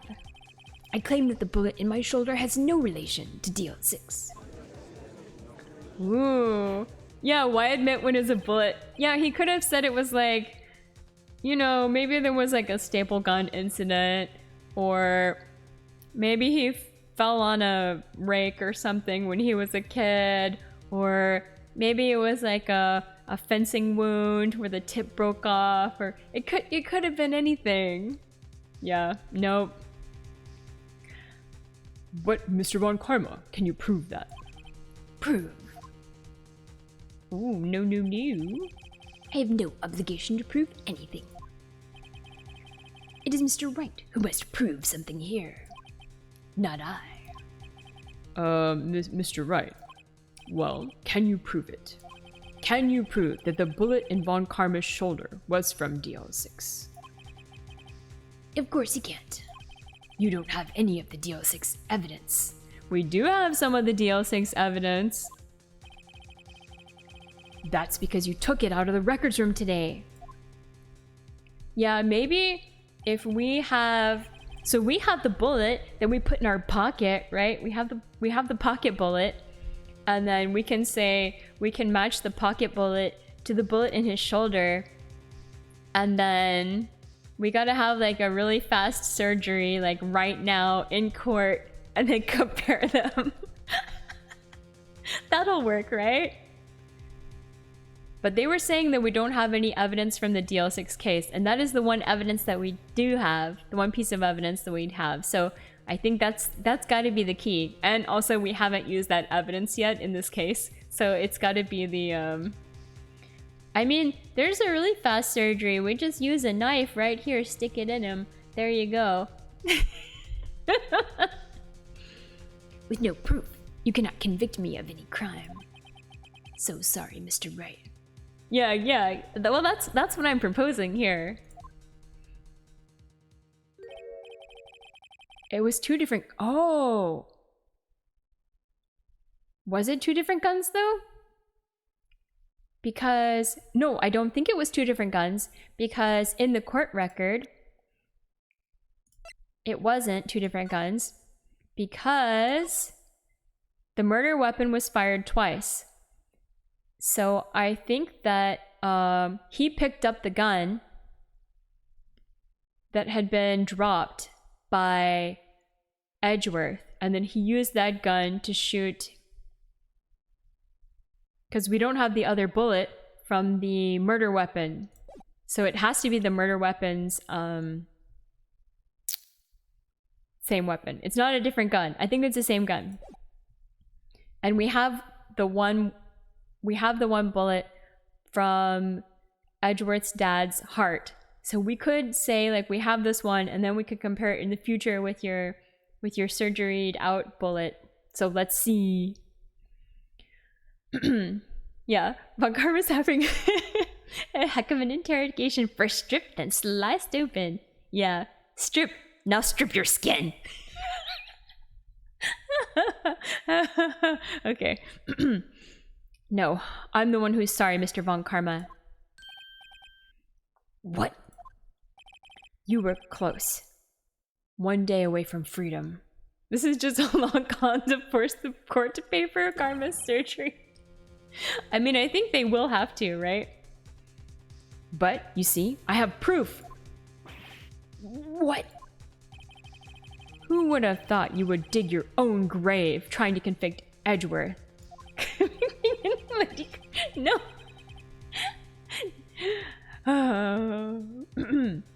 I can link that bullet in your shoulder to the DL6 incident. And here's my final proof. All right, it's gotta be it. It's gotta be this. Here we go. Yes, DL6 bullet taken from Gregory Edgeworth's heart still bears clear ballistic markings. Just want to see Von Karma's... I mean, I wouldn't say no. Maybe he has like hot evil villain bod. That's a bullet? Where did you get that? This is the bullet used in the DL6 incident. Oh yeah, we got fight music. This was taken from the heart of the victim, Mr. Gregory Edgeworth. The bullet is preserved quite nicely, with all the ballistic markings intact. Ballistic markings? Yeah, that's right. We got it. You feel like you didn't even... Sorry. Sorry, Chibbin. But just erase that from your mind. I think because it's late at night, I'm getting silly. This is what happens. I get the late night sillies. You may recall the term. It came up in the first trial 2 days ago.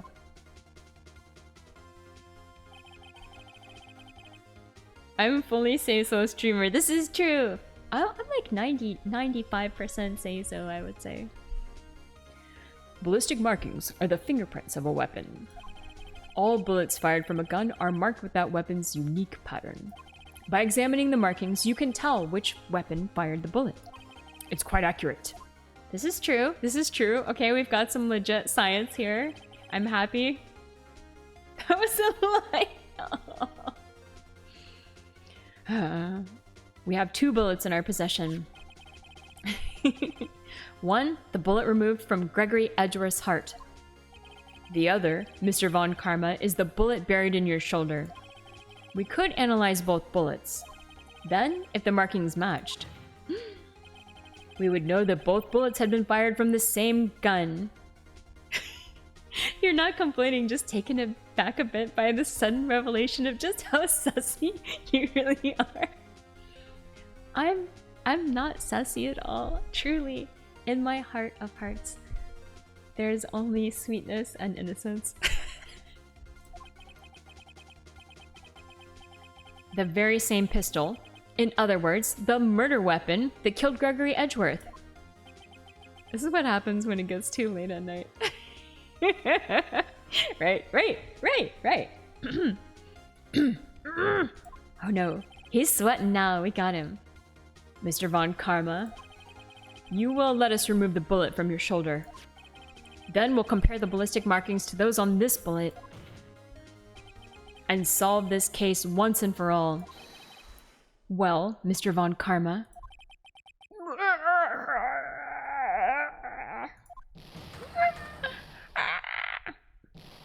All right. What's going on? Oh my goodness. He's crazy. He could literally just shut up for 10 hours and he would be free. Yeah, I mean, that's true. But you know what? He doesn't seem to be able to do it. Oh, Dravi82, Mio always keeps us on our toes with her surprises. Ooh. But hey, it just makes things more interesting and fun, right? Let's embrace the excitement together. Party Popper Fox. Oh, well, yeah. I mean, I had my mouse right here, so I was just trying to keep with the flow. All right, That scream. oh, Party Popper. No, I'm not Party Popper Fox. Jesus. Oh, he knows the scream. He recognizes the scream from his dreams. I've heard that scream before. Wait, I know. Edgeworth, why did you try to confess to your father's death? I'm not going to say murder, because it wouldn't have been murder, but your father's death when there wasn't proof. You're on to me. No. I'll have to be extra say-so in the future then. Knowing someone by their scream is interesting. I mean, oof. help, I can't breathe. Quiet. I said quiet. You're not making this any easier. Stop breathing my air. I'll stop you. Stop breathing my air. Get away. Get away from my father. All right.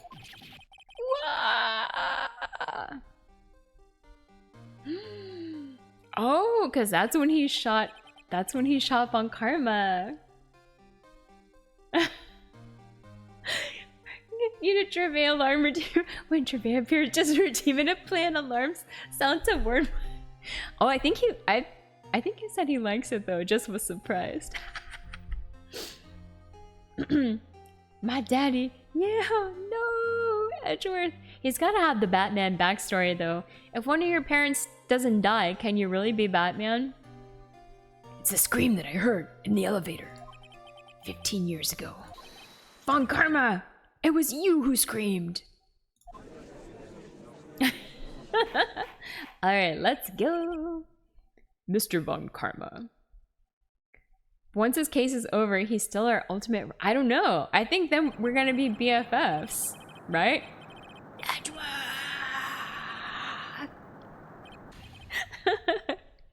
So, it was you. Oh, you love it. Alright, I'll note that. Oh wow, new pose for Von Karma. Oh my god. You and your father are my curse. Your father shamed me with a penalty on my record.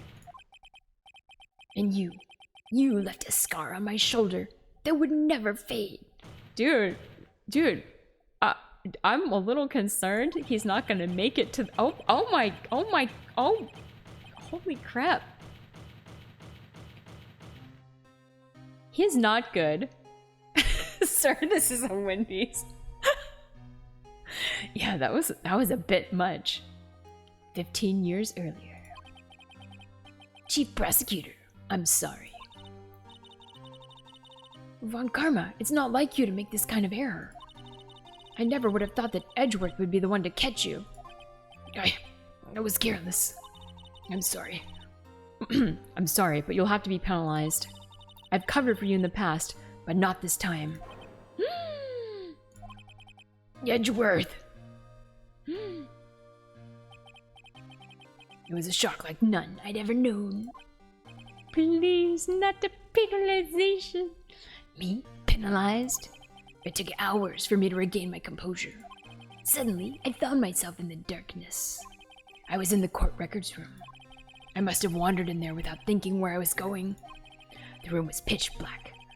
The lights must have gone out. I went out into the hall and felt my way to the elevator. I pressed the button, but nothing happened. Then, there was a noise. Ooh, alright. I was in pain. A horrible, burning pain in my shoulder. Just then, the lights came back on. The elevator door opened before my eyes. Alright. I'm allowing this. Yeah, he has like some serious self-esteem issues, I guess, that need to be dealt with. Just then, the lights came back on. The elevator door opened before my eyes. Ooh. I saw 3 people inside, all lying unconscious from oxygen deprivation. Much to my surprise, a pistol lay at my feet. I knew then it was destiny.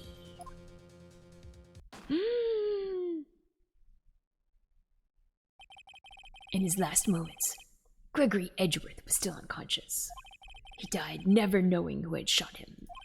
Later, he spoke through a medium, blaming Mr. Yogi. He was fooled. I was the perfect crime. Dang. Who would have thought another man would have come to open that elevator door? Judge, What? what are you doing? Do your job. Bring an end to this miserable charade. Charade? Charade. I like saying charade, though. A murder so perfect, even the victim didn't know. Now, end it. Very well. Alright. Charade. It appears that we have come a very long way to the end of this maze.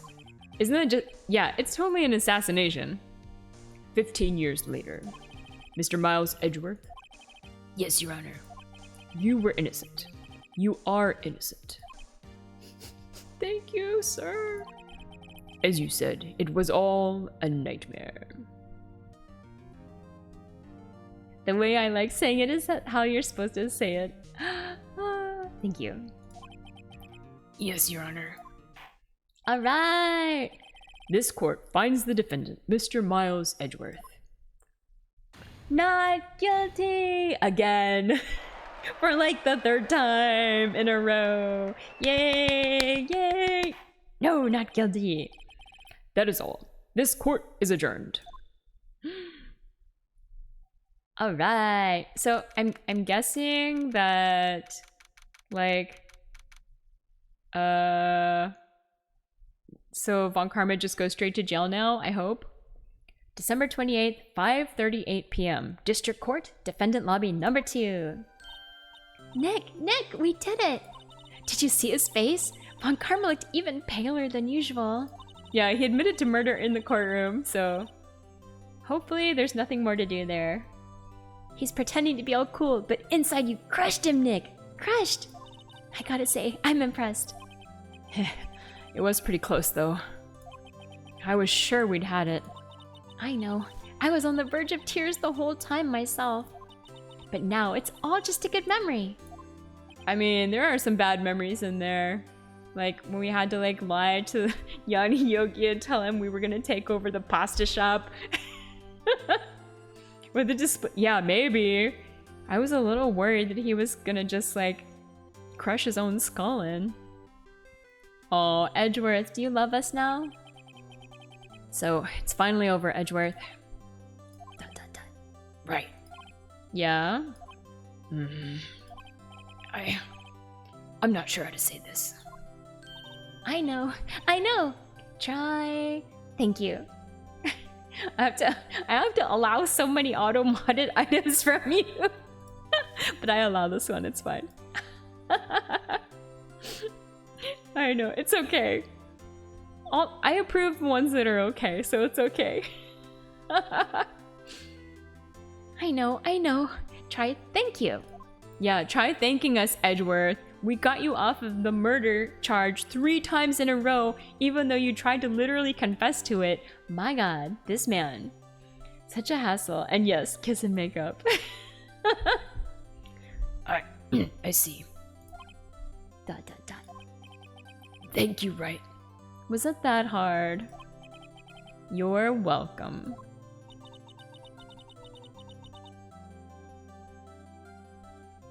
I think you could have done better than that. It happens on most streams with Automod. If you ever miss one or don't want to chat, I'll ignore. Okay. Alright. Yeah, if I don't actually want it, then I will not approve it. Sorry. I'm not good at this sort of thing. You got a lot to learn, Edgeworth. She's got you there. Woo! Amazing, pal. You pulled through just like I thought you would. I'll never forget this. I owe you one, pal. And tonight, let's party. Dinner's on me. Yeah, my salary went down a bit this month. But who cares? See, Mr. Edgeworth? You should take a lesson from Detective Gumshoe. That's how you say thank you. I see.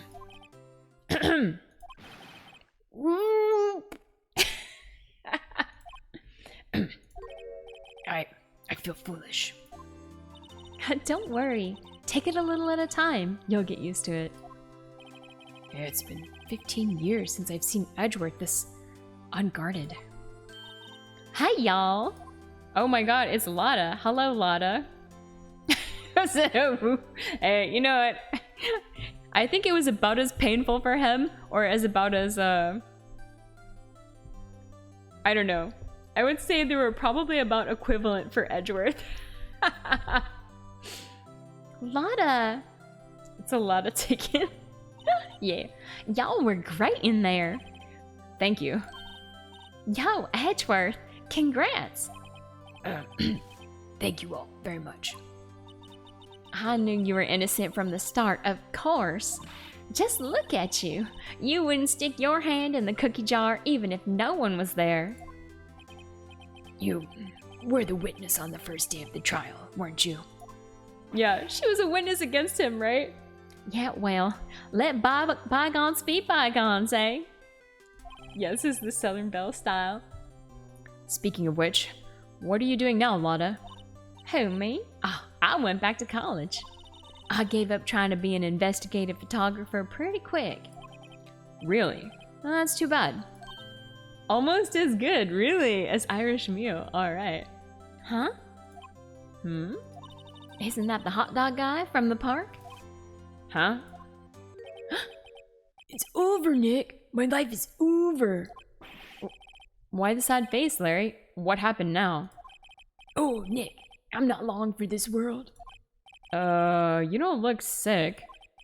It's Beyonce. She's gonna live in Paris. Paris, Nick. She's leaving me behind. Should have seen that coming. Yo, Edgy. There you are.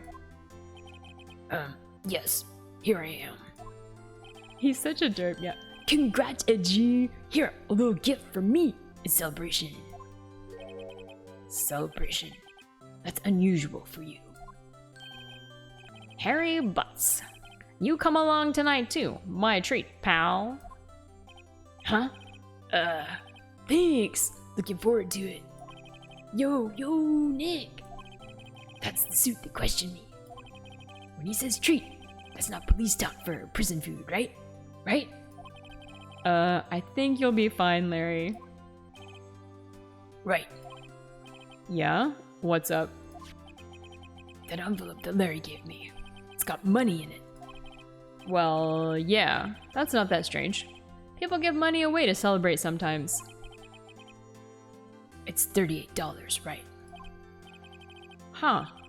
What a weird amount. I mean, it's not a little, but it's not a lot either. It's the amount from the classroom trial. $38 exactly? Yeah, they're tricky like that. You gotta watch it. Nick, wasn't that exactly the amount of lunch money that was stolen from Mr. Edgeworth in school? $38. No. No, Larry, it was you. What are you so surprised about, Wright? Hi, Legion, you have returned. What did you miss? Well, we're just doing like the wrap up. Everyone is, everyone's great. We forced Edgeworth to say sorry to us, and then also it turns out that Larry was the one that stole the lunch money in the classroom trial incident from 16 years ago. Huh? Larry was absent that day from school, right? But that doesn't automatically rule him out as a suspect. Yeah, I feel like he wasn't gone that long, so I didn't do a full recap. What? Think back to that day, 15 years ago. Larry took the day off, but he was bored, so he came into school anyway. Ooh, food order. Oh, I'm hungry too. Share with me, share. Then he saw the money lying there, and the rest is history. I was never good at history. Oh, Larry. Edgeworth, you didn't know, did you? I suspected. Oh yeah, a lot of Heart made a random appearance. She said she went back to school. I just couldn't picture Larry protecting you like he did that day. Everyone else was saying you did it. I can have the Ooh! Yes, please. Ooh, Dr. Pepper. Everyone else was saying you did it. The whole class was against you, remember? Yeah, too well. Right. You may not know this, but we used to have a saying back in school. When something smells, it's usually the butts. I know. Really, Right. I'm surprised you didn't figure it out. I'll definitely take the fries. I love fries. Well, this sure is an unexpected turn of events, huh? Edgeworth. You should have told me. Now, Nick. It was 15 years ago. Don't you think the statute of limitations has run out, Mr. Edgeworth? I'd say so, yes. There you have it! Where does that leave me? I became a defense attorney because of what you two did. Well, you have always been something of a insufferable emotionalist. Yeah! And you get worked up too easily, too. Homemade fries. Yeah. I love all fries, basically. Death. The death sentence for both of you. Man, if I'd only known, I'd have become a prosecutor. Oh my goodness, you guys. No wrestling. Same goes for me, only the other way around. For the longest time, I thought that I might have killed my own father. I thought I might be a criminal. I became a prosecutor, in part to punish myself. If I'd known the truth, I might have become a defense attorney after all. It's not too late. Just start being a defense attorney. That's all you gotta do. Edgeworth. Want to switch, right? Yeah, I can't imagine what it'd be like. I can't imagine having the same nightmare for 15 years. That would be insane. Hey y'all, line up. I'll take a photo. Hey, photo time. Let's go. And after that, dinner on me. Aww.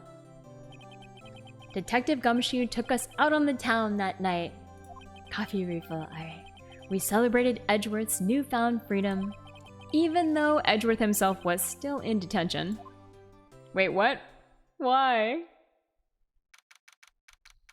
December 29th, 5:02 a.m., Wright and Company Law Offices. Ooh, alright, this must be like the final wrap-up here. He hasn't finished writing his 100 sentences. Oh no. I know, why is he still— I don't understand. Whatever. I've given up on understanding this game completely. Oh, I went a little overboard yesterday. My head hurts. It's still only 5 o'clock. Maybe I should go back to sleep. Huh? What's this? A letter? Good night, Midnight Bites. Yeah, it's quite late now. Thank you so much for the lurk and thank you for hanging out. Good morning, Nick. You were really impressive yesterday. Seeing you, hey, it made me think about what I'm doing here. I'm a spirit medium. In training, of course.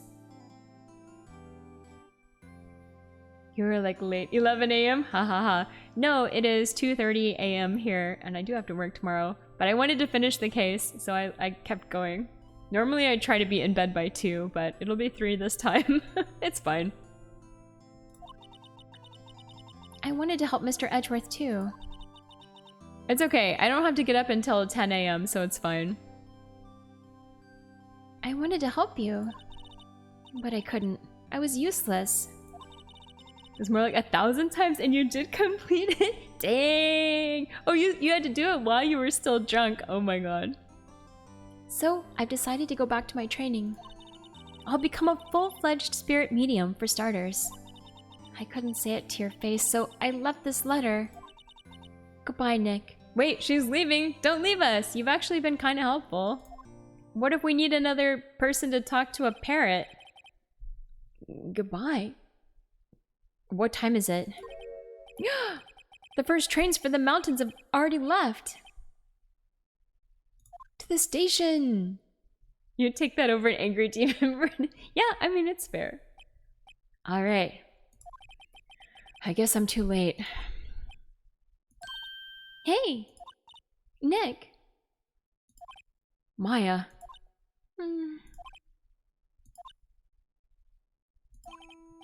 So, you're leaving? Yeah. It's hard being a spirit medium who can't talk to spirits. And I think you'll do fine without me, Nick. Be good, okay? Aww. Hold it. Alright, hold it. Wait. What? I never could have saved Edgeworth without your help. Huh? On the last day of the trial, I heard her. I heard Mia's voice. You heard my sister? Yes. Only her voice, but still. It was at the very end when I thought we'd lost everything. Well, that's my sister for you. Detective Gumshoe helped, and Mr. Grossberg, and even Larry. I'm the only one who couldn't help. I was useless, Nick. But you were the one who stopped Von Karma, Maya. Yeah, she went to detention for us, right? She got, like, arrested for contempt of court to help, like, the case from, like, ending. Huh? I didn't do anything. All I did was wander around in a daze.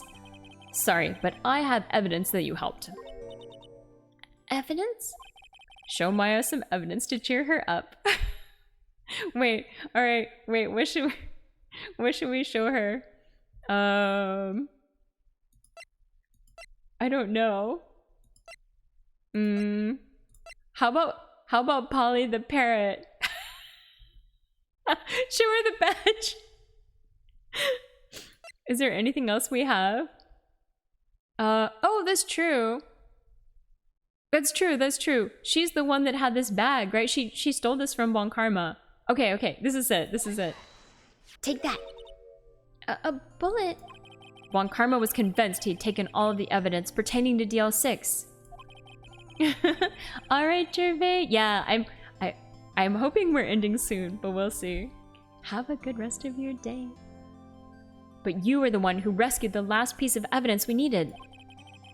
This was the bullet that put an end to Von Karma. Hi, Ryzek. Yes, I have work tomorrow, but we're trying to finish this case. Really gotta finish it. We're so close. Hi, Kave Dondon. Welcome back. And you were the one who gave it to me. Nick. Thanks, Maya. I couldn't have done it without you. It's okay. Skipping work is an option. No, skipping work is not an option because I have limited vacation days, so I cannot skip. I wish I could. I'll be back soon. Huh? I'm going to complete my training and come back. Ah, okay. I'll be waiting. Of course you will. You can't run that office by yourself.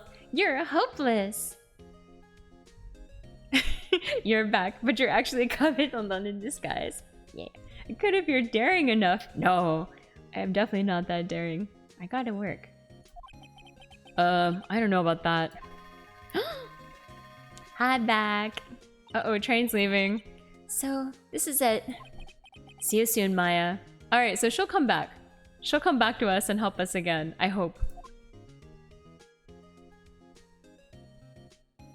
Oh, look at her! That's such a cute picture. I really like it. Thanks, Nick. Aww. Yeah, I really like that one. And she never returned. No! And so my story ends. Time to turn a new page. And say goodbye to the novice defense attorney that I once was. Now, a new story begins. Oh no! Welcome. XXF_ is_ here and all the new viewers. Thanks for the raid and joining our cozy little stream. Feel free to sit back, relax, and enjoy the fun with us. Hi, Party XSL. Popper Fox. Thank you so much. Let me give you this shout out. How was your stream? Hello, Raiders. Thank you. Oh my god. Lethal Company. This is crazy. It's called the pyramid. What was Egypt. going on? Yeah, welcome Raiders. Suffering. When you were doing Take Ground Order. Oh my god, what is this? But hello, Raiders. Yeah, thank you so much. I'm actually we're at the very end, and I'm also about to go raid somebody else. But hello, I'm Mio. I do mostly chill stuff, and every Sunday I do Ace Attorney, which we are finishing up a case right now. So basically, 7 people playing Lady Gaga song in instruments. Naruhodo. Very cool. But thank you. Okay, let us finish this. I'm also trying to get done so that I can raid and get out of here because it's so late. Now, new story begins. No, we gotta do Ace Attorney on Sunday. You know it.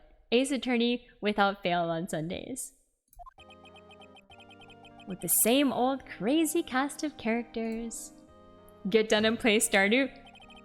It's 2:38 in the morning and I have to work tomorrow, so no. This is gonna be the future? Alright. Are we gonna face off against Edgeworth again? Alright, woo! We got the credits. Hey, pal. Mr. Edgeworth came down to the precinct to wish me a happy new year. Talk about a pleasant surprise. Whoop! Detective Gumshoe. Then he hung his head low and went right back outside. You're gonna miss Polly? Well, there's always the redeem. Kinda like he was embarrassed or something. Strange, huh? Yeah, I'll leave the redeem, so you can always do the redeem. We got butts. Huh? Nick? Nah, haven't seen him lately. Who, me? I've been working at a cheese shop. And Missy's a nice lady, but she's not exactly what you call a cheap date. Oh, she's in Hawaii right now? Yeah. As much as I'd love to play Stardew Valley all day, work is important too. Maybe Mio can find a balance and enjoy some farm time after being productive. Maybe. Moderation is key. Rice plant fox. Ah, thank you so much for the redeem, Gervais. Alright. I'll do it while the credits are going. Alright. Ara. I don't know if that's the best one. I tried. Thank you so much for the redeem, Gervais. maybe I'll do that one again, because it's the end anyway. And I could do a better job. Ara. Alright, there you go. You get like 1.5 for the price of one. Oh, thank you, Rice Eric, also.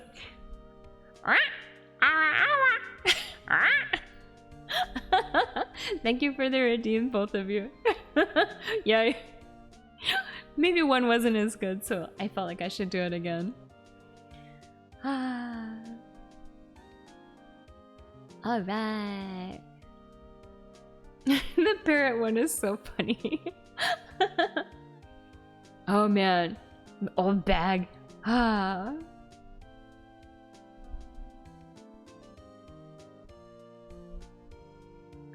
Old bag. This lady. She was the super fan of the Steel Samurai. I'll never forget her. Yeah, she was great. And this guy. Ooh, Pink Princess is a hit. Nice, nice. Keeping my face out of the public eye. Fair enough, fair enough. Rip off Wolverine. True. Alright, who else do we have in our cast of characters? What about that producer lady? We've got Penny. I got a letter from Maya the other day. Seems like she caught a cold standing under a waterfall. I wanted to visit, but didn't have the time, so I sent her Pink Princess trading cards. I wonder when Maya will come back to... Is she gonna be in our next... in the next game that we have? I hope so. Although I think there's some bonus content. I think there's DLC for this game. And then there's 2 more games in this trilogy together, but I think for this game there's one more case that's like DLC. So I think we have one more for the first game here. Can't stop, won't stop, time for... No, hell no. That'll be next Sunday. Next Sunday for sure. Next Sunday. I'm curious what they're gonna do for the DLC though. Yeah, I'm in training to become a paranormal photographer. You know that picture I took of everyone? Well, just behind them, there's a ghost. For real. Now that's talent. I'm gonna be famous. Alright, you go, Lada. Who else do we have? Is that everyone? How many more credits are there? Oh, hey, there she is. Mia, Maya, Larry, me. Oh, edgy. Oh, wait, okay. They only showed it to us for so short of a time. That's fine, that's fine. Hold it. Okay. A brand new episode has been added. Alright, there is one more. However, we are not going to play this episode. We are going to save our progress here. Yes.